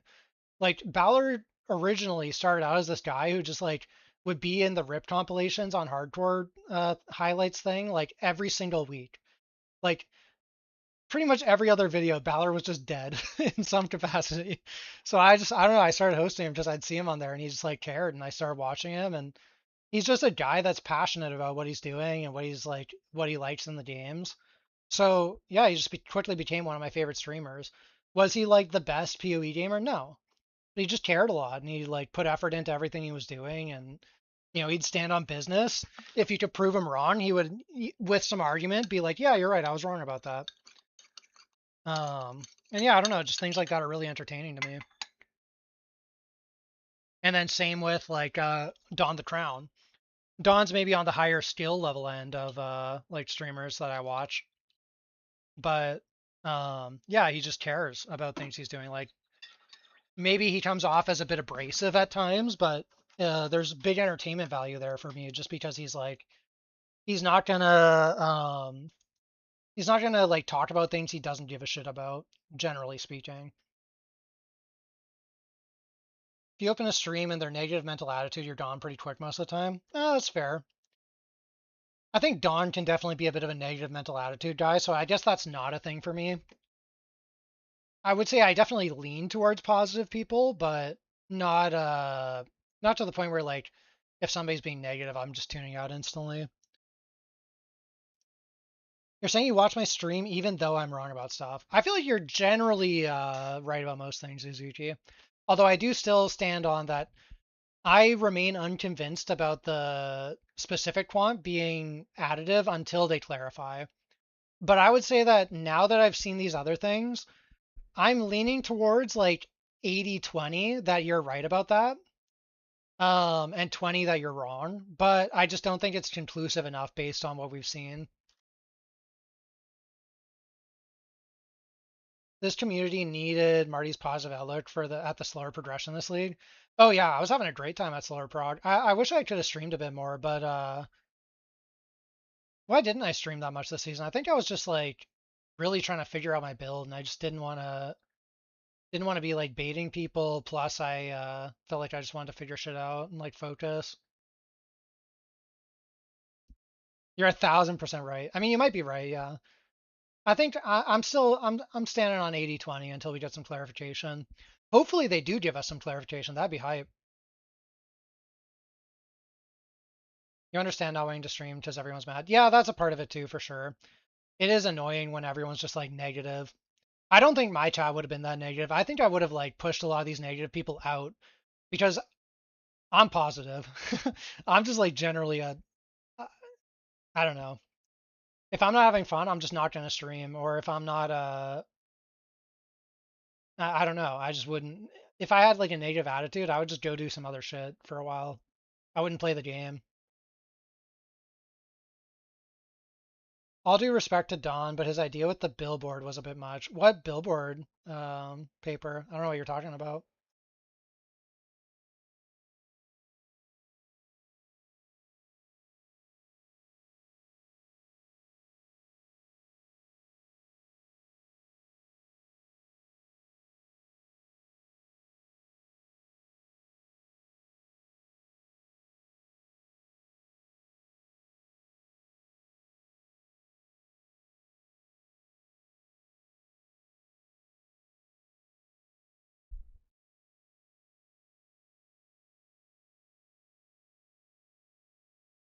Basically, anyone has the name Crown in their game name. Oh, I actually agree with you on that. Uh, I'm not a huge fan of that. I mean, I put the crown in my name because of it, because obviously I want to win free primos. But I think you should have done the emoji instead of the crown in the name. I think it's a bit much for sure. Like to me, if everyone has a crown emoji as a like entry to that, it's actually like kind of chill and it's funny to see a bunch of crown emojis on the leaderboards. But it's pretty lame when you see like crown, like some sort of guild tag kind of looking thing after every name.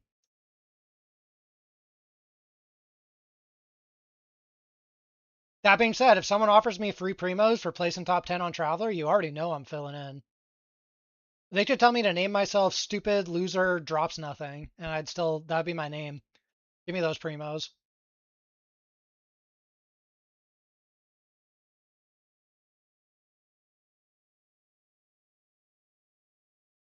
100 Deep Space Lunaria, full juice.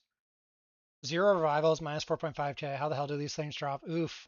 No belts either, then I guess, if you were minus 4.5. Twitch.tv/stupid loser drops nothing. Well, I don't know about changing my Twitch name. Bro, my Twitch name is like, I don't think I would ever, I've had people offer to buy this name from me. Like they literally add me on Discord to be like, yo, I want to buy your Twitch name. And I'm just like, yeah, I'm not selling you this. Like, this is sentimental to me.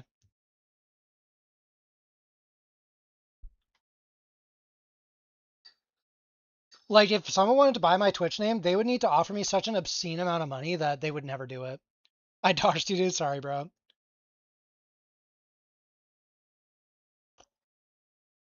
You you were afraid you wouldn't get top 10 because of it, Favor? That's funny. I think on NA you never need to worry about that. For the record, in your entire time farming since the first clip you posted in World Chat, you didn't see a single non-astrolabe compass come out of a plain chest. Please watch our hunt chest. Interesting.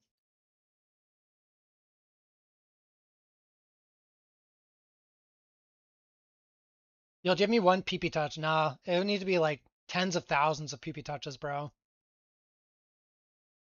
You're in Asia. Top 10 is only for non-meta. Yeah, makes sense, J-Split. Asia, I mean, NA is just a dead region in this game. Like, there's no beating around the bush. Our region is fucking giga small.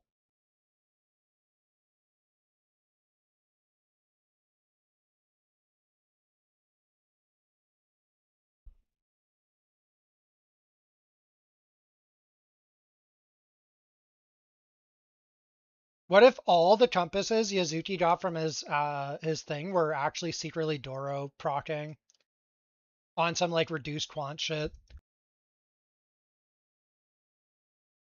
Lao P wannabe is doing Trav 7 in sub 3 hours.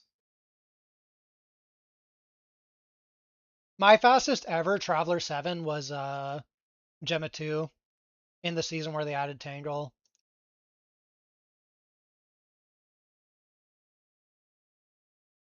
But I don't really do like a lot of practice or anything. Oh, I fucking inhaled some powder from my protein powder in my coffee. I'm actually like dying here.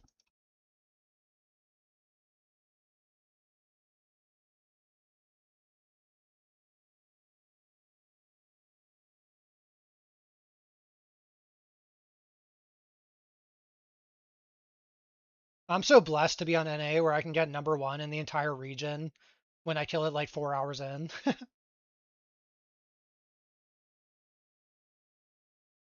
Went to Torchlight after playing some PoE and you're kind of lost. Well, you should upgrade in your build. Managed to get to like 700 B DPS. But not sure what to buy. Should you reroll into Lifestack because you know this build? I mean, yeah, if you're familiar with Lifestack Daradox and you know how to scale that, it's never a bad idea to just run it back. I've played the same build several leagues in a row and I have fun every time.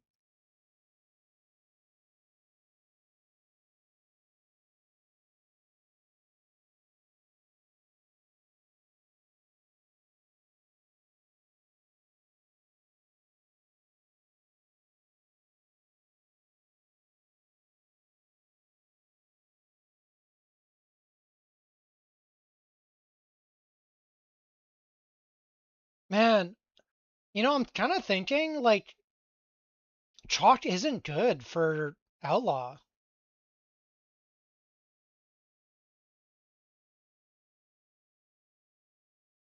And neither is Doro.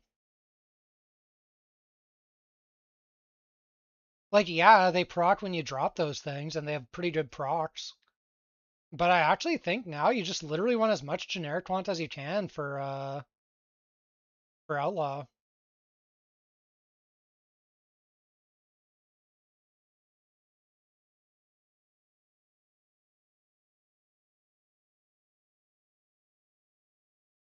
But now it's making me wonder, like, how much FE did I lose out on in Vorax season when I was giga juicing my Outlaws? I love Chalk early on. I pretty much always run Chalk day one. I think he's really good when Flamesand is still valuable.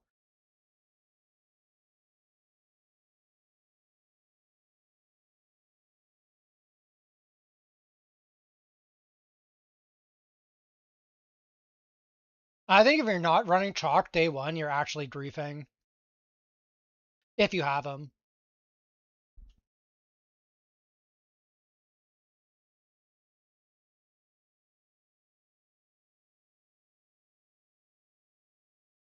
Chalk and Pirate OP. Pirate is kind of a grief to run, actually. That's what I hate about Pirate. You should never have him equipped. You should always swap for Pirate, but like it's so annoying.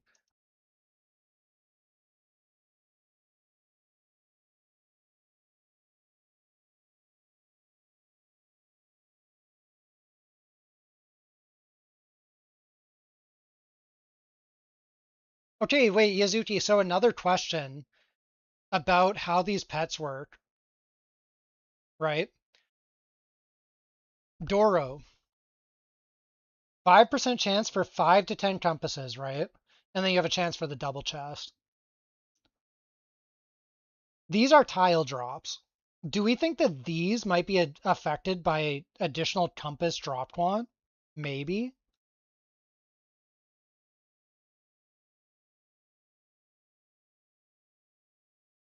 And then I was thinking the same thing for the pirate.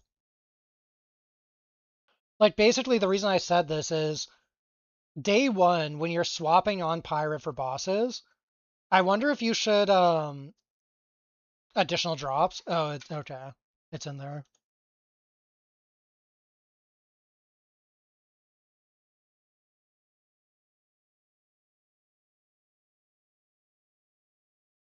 Okay. Okay. Well, never mind then. I overcooked a little. I'll get out of the kitchen for a little bit.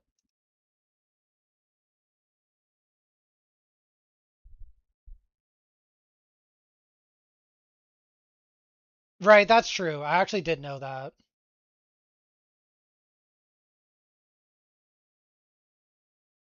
Oh yeah, Iron Nest is big. It's actually a tank on the filter right now.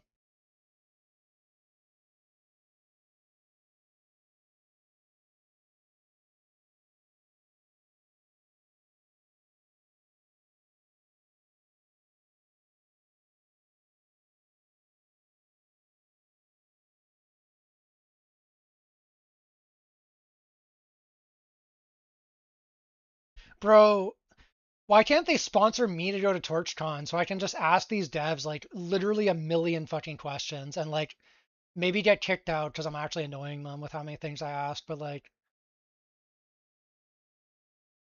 come on. Let's make it happen, Torchlight.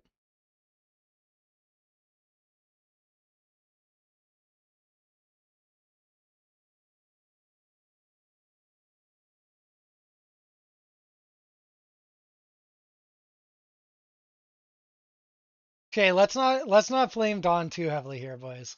He did what he could.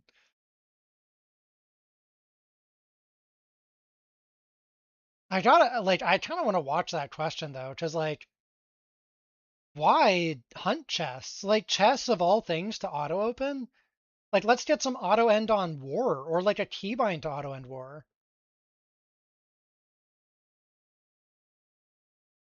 Because Fat Finger Portal, bruh.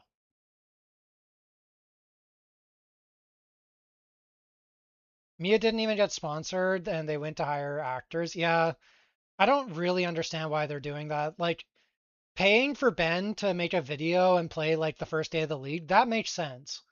Paying for Ben to go to the TorchCon, like that's weird. Like his community isn't gonna play the game because he went to TorchCon.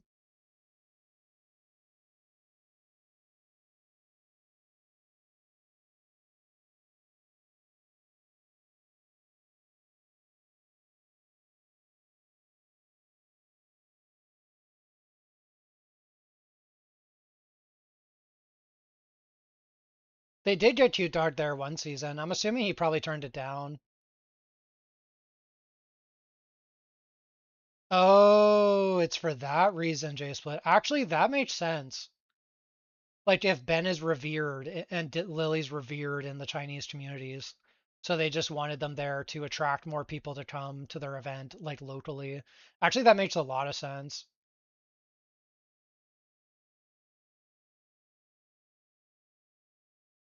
Because then they can advertise on like the Chinese side of things, like, yeah, look at how sick our game is. We got Ben in it. Wait, that actually makes so much sense. You're actually a fucking genius, J Split.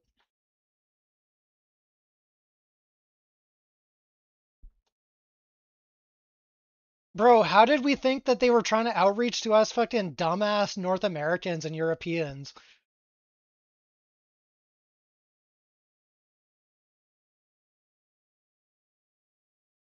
We had at least 10 decent TLI players in the room. Yeah, but now we know. And it's probably the same thing where like Cute Dog and Alec are probably popular even internationally. Whereas like someone like Mia or Dawn or MinMax probably has like very little influence in the Chinese community.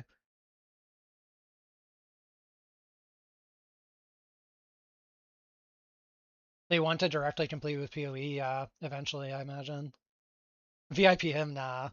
I'm gonna try and keep my VIPs and my mods a little bit limited, I decided. Only people who I like kind of interact with outside of the game as well. You work for Chinese companies, it's face value and what they can show. Yeah, that makes perfect sense. They slowed the game down to directly compete with PoE. Almost thought I mattered for a second there. Yeah, my mistake. Bro, if you are North American. Oh, also, I was thinking when we were talking about this, but these fucking drop quant cards on the card thing, these might literally be better than like the additional compass cards and shit. We should be taking these like pretty high prio. I don't know. Some math needs to be done on like the purple compass quant, but seems pretty good. But yeah, if you're in the North American or European side of Torchlight, like you gotta just fucking accept that we don't mean anything to this company.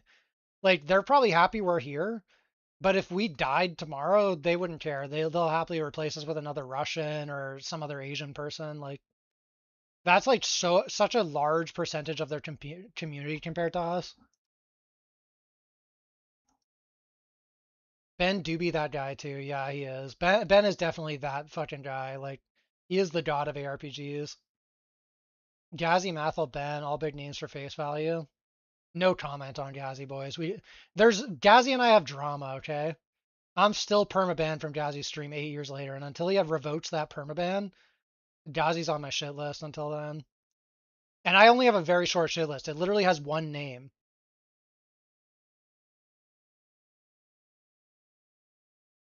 Like it's pretty hard to get on my shit list, boys. We gotta understand, I'm a very low drama person. What did I do?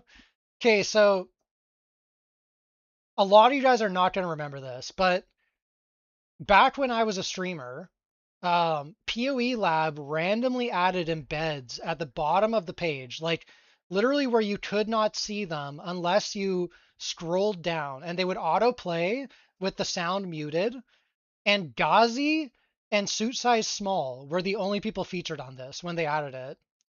And so my friend Jake, no, this was before Craft of Exile existed, but my friend Jake, aka MacXZ and Trope combined, made a Reddit thread calling out Ghazi for view botting because of this. And I was just like chain posting in the thread, like Omega lolling at him and being like, yeah, it's fucking pathetic. Like, at least put it where people can see it, unmute it so people know. Because you're like, PoE Lab is this page where you open it up and you leave it running in the background. Like, it's completely fucking view botting to put yourself there muted where people can't even see it.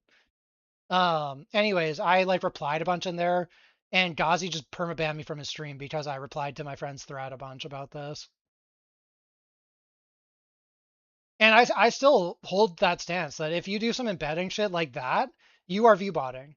Like you can call it like ethical view bot, whatever. I don't care. To me, it makes you like some sort of person who cheats to get ahead. And you don't care about the expense of other people. Because a lot of people who play PoE literally just don't have good computers. And like, I know this sounds dumb, but some people are gonna actually lag in PoE because you made your stream autoplay at the bottom. And like, maybe a lot of you guys don't care about that, but I care about that. Like, my graphics card burnt out in Breach League playing PoE. I literally had to get a new graphics card, and if that should have been playing while I was trying to do my labs, it might have burnt out faster. Extra Life wannabe, yeah.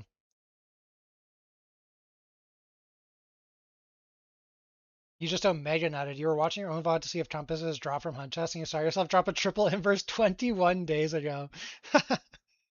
Bro, a triple inverse drop has to feel so good. I got a DoorDash next season a bit. If you were the first person ever to figure out how to do that, you'd think you were a genius. Now that it's a widespread thing, it's definitely scummy.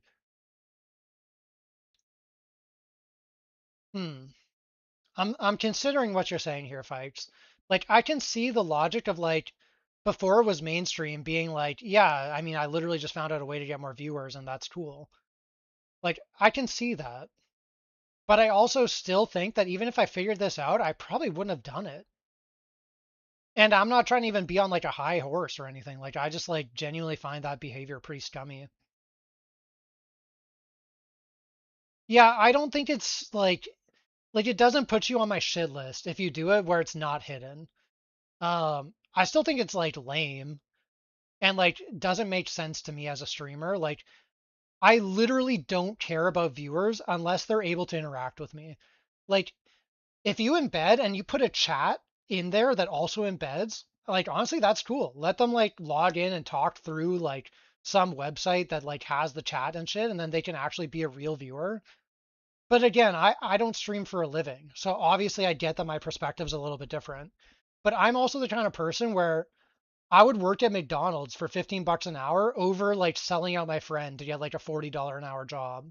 If that's like a scenario that came up in my life. Like that's just who I am in general.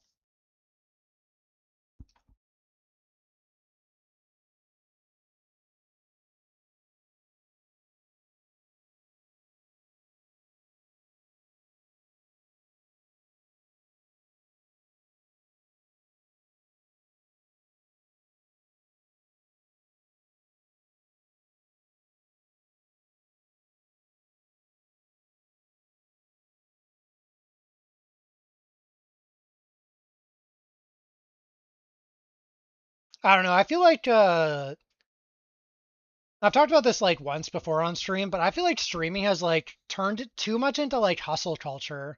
There's too many people just like literally doing everything they can to just be a streamer instead of like streaming because you cared about it. Like back in the day, like that's what streaming was. Like how many of you guys watch like people like Reckful or like Mitch Jones or Soda Poppin or Hotshot GG back in like the early days of streaming when like yeah, I mean randomly they'd get some money donated to them and they were like maybe getting some money from sponsorships and stuff. But like streams just had such a different vibe back then. Like people were literally streaming just to hang out with people and like share their gameplay. And so like I love streaming like that. Like that's why I stream so infrequently because if I'm not in the mood to stream, I just don't stream.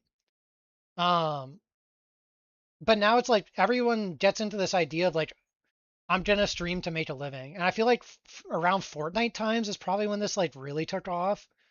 And like I get the appeal, you know, like work from home job that you set your own hours and you're playing a game. But like man, I don't know, I just miss that. You've been there for it all. The new gen of streamers are so bad in your opinion. You can out you there as your modern Gazzy's channel. As you said, you weren't there with viewbotting on PoE Lab when it was not even viewable side of people that go to PoE Lab. Oh, I don't care. Like, I have nothing wrong with people associating with Gazzy or anything like that. It's just he personally is in my shit list for that. Um, and he probably doesn't even remember me. But what the reason I think he maybe remembers me is because I feel like surely Ghazi has done what every streamer does and do like unban everyone at some point. But I remain banned like 10 years later just for calling him out for view botting or what I consider view botting.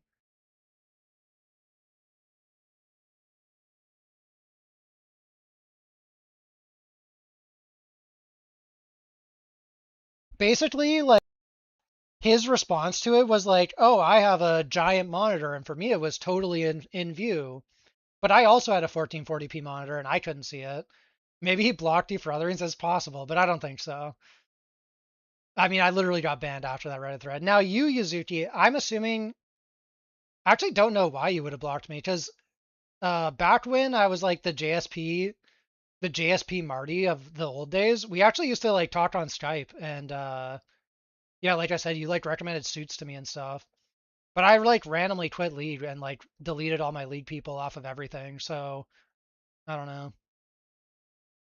Maybe you were trolling me when you were talking to me on Skype and hanging out. Maybe you were the actual toxic one. And you actually blocked me because you hated me the whole time you were just like leading me on. Can say the view buying discussion was very heated on the Craft of Exile thing. There was a lot of shit going on in the PoE streamer community as well. Yeah, I wasn't around for the Craft of Exile side of it. Like I kind of took a break from PoE after I stopped streaming and I like would just like I was like so disconnected from the game. Like I would play the seasons, but I didn't read the Reddits. I barely watched streams. I was just like focused on other stuff. So I never like followed the Craft of Exile drama at the time. There was a lot of pushback when he got called out for the PoE Lab thing, and actually Suit Size took the embed down after the Reddit thread. I guess he's added it back at some point. Um, but yeah, there was a period where there was no embeds on PoE Lab for a while again.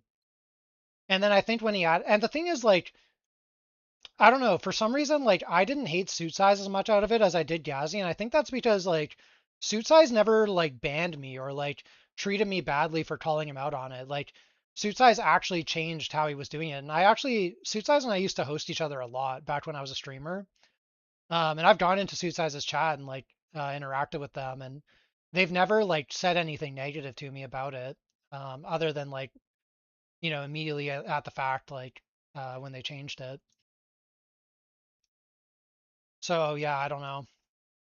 I just thought that the way Ghazi handled that was really weird. And then also Ghazi, one other thing, he sent me a very weird DM at one point while I was a streamer, basically saying like, "Oh, I love your content. We should put each other on auto host." And he sent me this, and he also sent it to my friend. And he had never typed a single thing in my stream at this point in time. And I found that like a very weird thing to do. And Gamer for Life Dracunia did the same thing to me, where he was like, he's like, bro, I love your content. First of all, Dracunia was like, can you turn your music down on your stream? Because it makes it hard to use your clips. And I'm like, bro, I don't care about my clips being in your thing.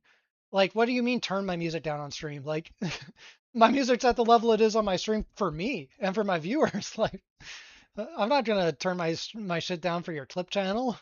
And then later, Dracunia was like, "Yo, bro, my friend's trying to make it as a streamer. Can you put him on some hosts?" I was just like, "Bro, that's fucking weird. Like, you and I don't interact. Like, why would I like host your friend because like I don't know. I host the people I like their streams of, and I host like my friends."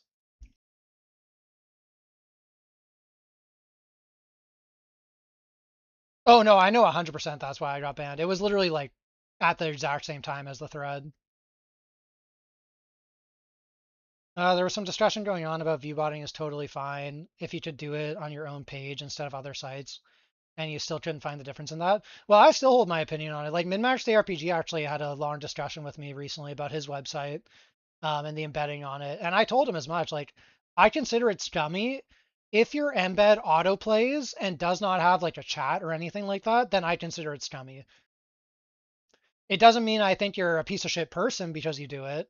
But if you hide it, then I think you're a piece of shit person for making that.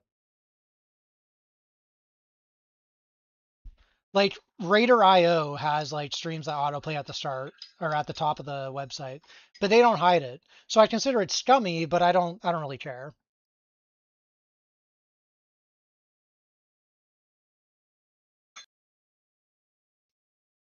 I have to assume they sent it to like 100 people and just hoped it worked. Yeah, that's exactly how I felt, folks. Like conversely, someone like I don't know if any of you guys know the PoE streamer Pause. Like at one point, like Pause asked if we wanted to auto host, but me and Pause had like interacted in each other's chats a lot and had hosted each other a few times, and like so there's like a rapport there, and it makes sense to like be like, oh yeah, why don't we just auto host each other? Like there's no downside to that. For you guys who don't know what auto host is it's like when you would end your stream, if you had somebody on auto host, it would just immediately host those people unless you did a host. And if you did a host, when that person ended, it would then shuffle your host over to the next person on your auto host. So it was a pretty big deal back then to be on people's auto hosts.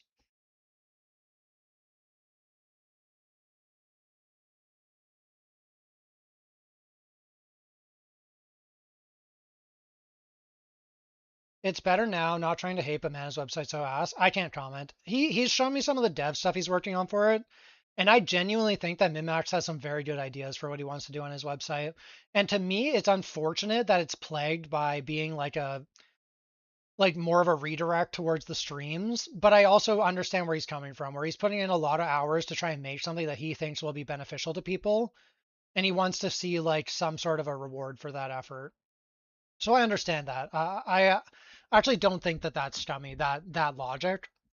But I do miss when like gaming websites were just made to be like a functional resource, like something like TLIDB. Um, like it doesn't redirect you to anyone or anywhere. It's literally just there to be a useful thing. Or like if you guys remember like how Thoughtbot or Wowhead or like the old RuneScape fan pages used to be, like they didn't direct you anywhere except for their own forums. And actually, back in the day, a lot of these places didn't even run ads. Like it was done fully out of their pocket. And eventually, like, maybe they add some ads because they're trying to like help with the server costs. Fair enough. Or make like a tiny bit from it. But like, there was a point, I don't know when it was, but people started just like making tons of websites that fill the exact same role as other websites that already exist just to try to be like, well, maybe I get some viewers coming into my stream because of my website that does the exact same thing that 10 other websites are already doing. Paper, I am not sure about that.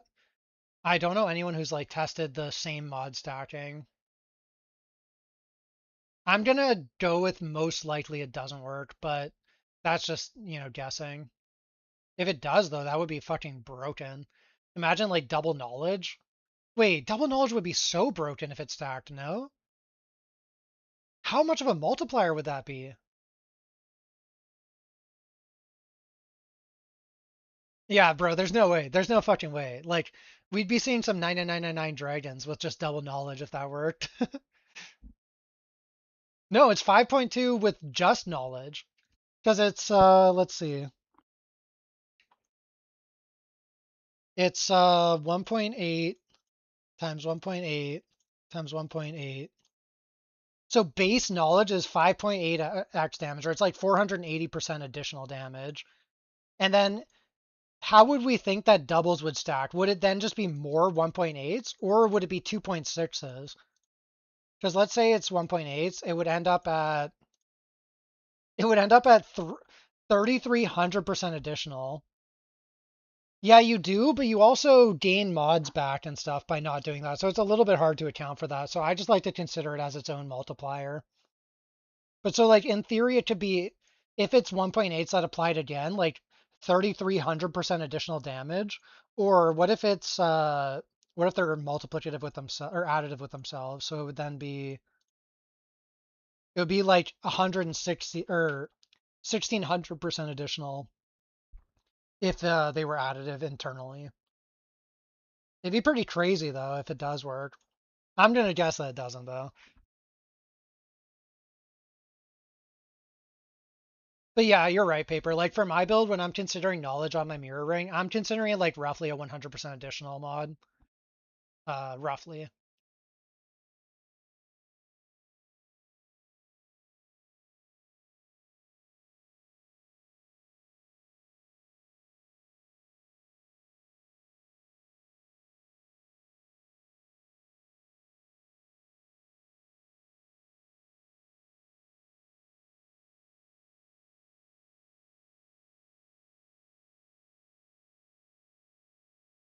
Corroded knowledge is so busted that you don't even think about it. Oh yeah, true. Imagine stacking corroded knowledge and then you're also getting all the attributes you need from that. Holy shit, that'd be so crazy. 160% all attributes. So you just immediately fulfill the attribute requirement and you get the Giga Multi. Whew. Yeah, that'd be some power.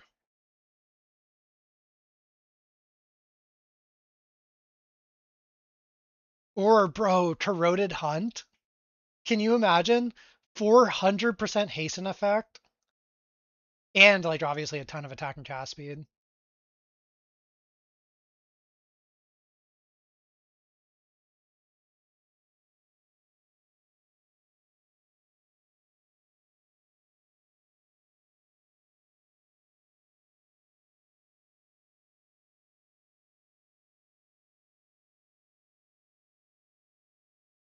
Oh, I keep forgetting I want to swipe this pack. Oh, also my compasses are full. Where is it? I haven't swiped this one yet.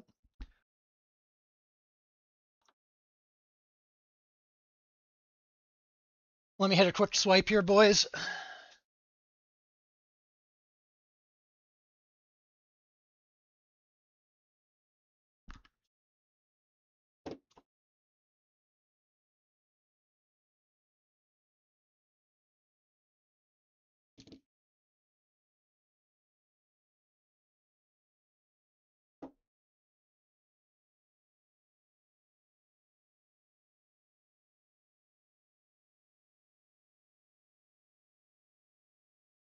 Wait, Yazuki, do you have Dairy Queen where you live?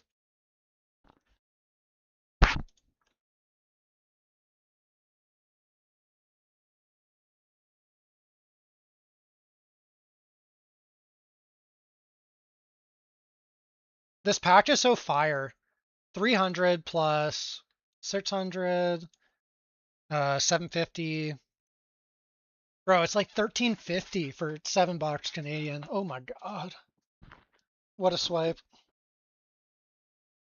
Yeah, but you don't really go kind of far. Oh, okay, fair. I haven't had dairy. Well, I actually had it once, like a month ago. But that was my first time having it in like 2 years. I fucking love Dairy Queen.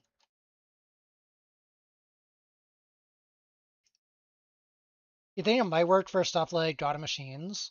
Bro, if it worked for God of Machines, triggering your skill twice every zero point 0.2 seconds, that sounds too broken. Izuchi be like, yeah, bro, can't relate. I get 40K a month. True. He's fucking rolling in primos, these YouTubers.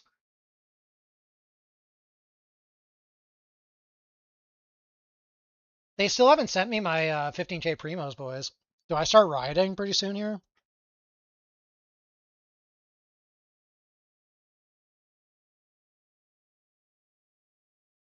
Oh my god, I have so many compasses. This is so many clicks, you guys.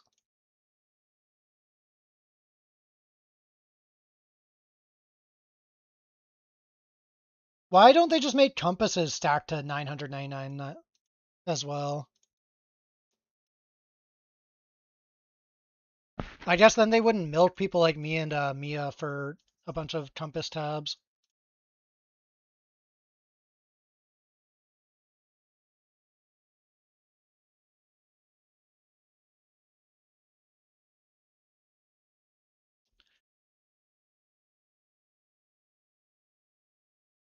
Why did no one tell you YouTube streams count? Well, now you know.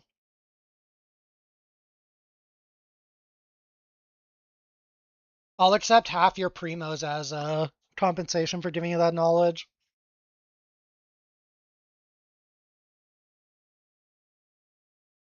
Someone buy your stuff and you have to retweet. I mean, bro, that's so annoying when that happens. That's why I always do it before now, but I forget sometimes then. If I forget, I'm like, fuck it, I'm just not dealing with it until next time it fills up.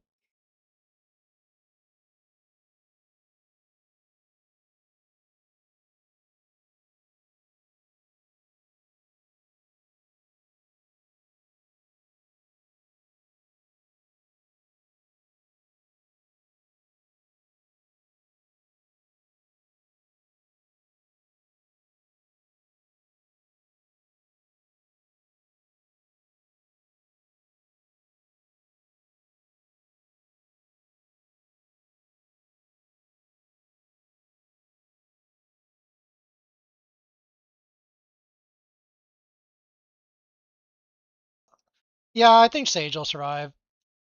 Was I muted when I was saying that I'm fucking broke? I only get 5K YouTube primos per season. I don't even have any to owe you. But yeah, I don't know.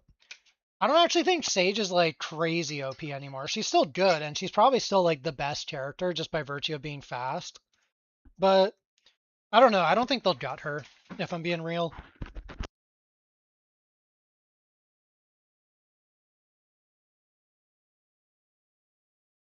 But maybe it also depends on what they add next season character-wise.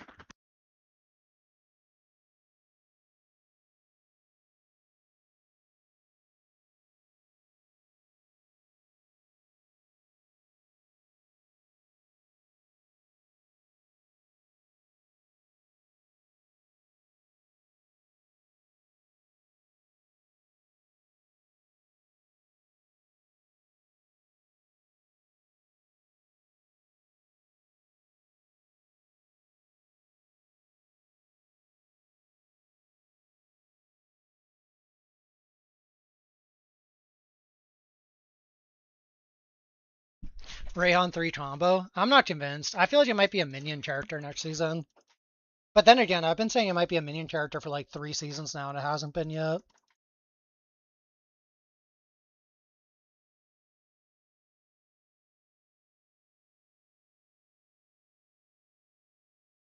Okay, let's get rid of some of these blue compass stacks. Oh, wait a minute, wait a minute. Let me cancel this. I gotta do something. I got too many gamble mats right now. We gotta get rid of those too.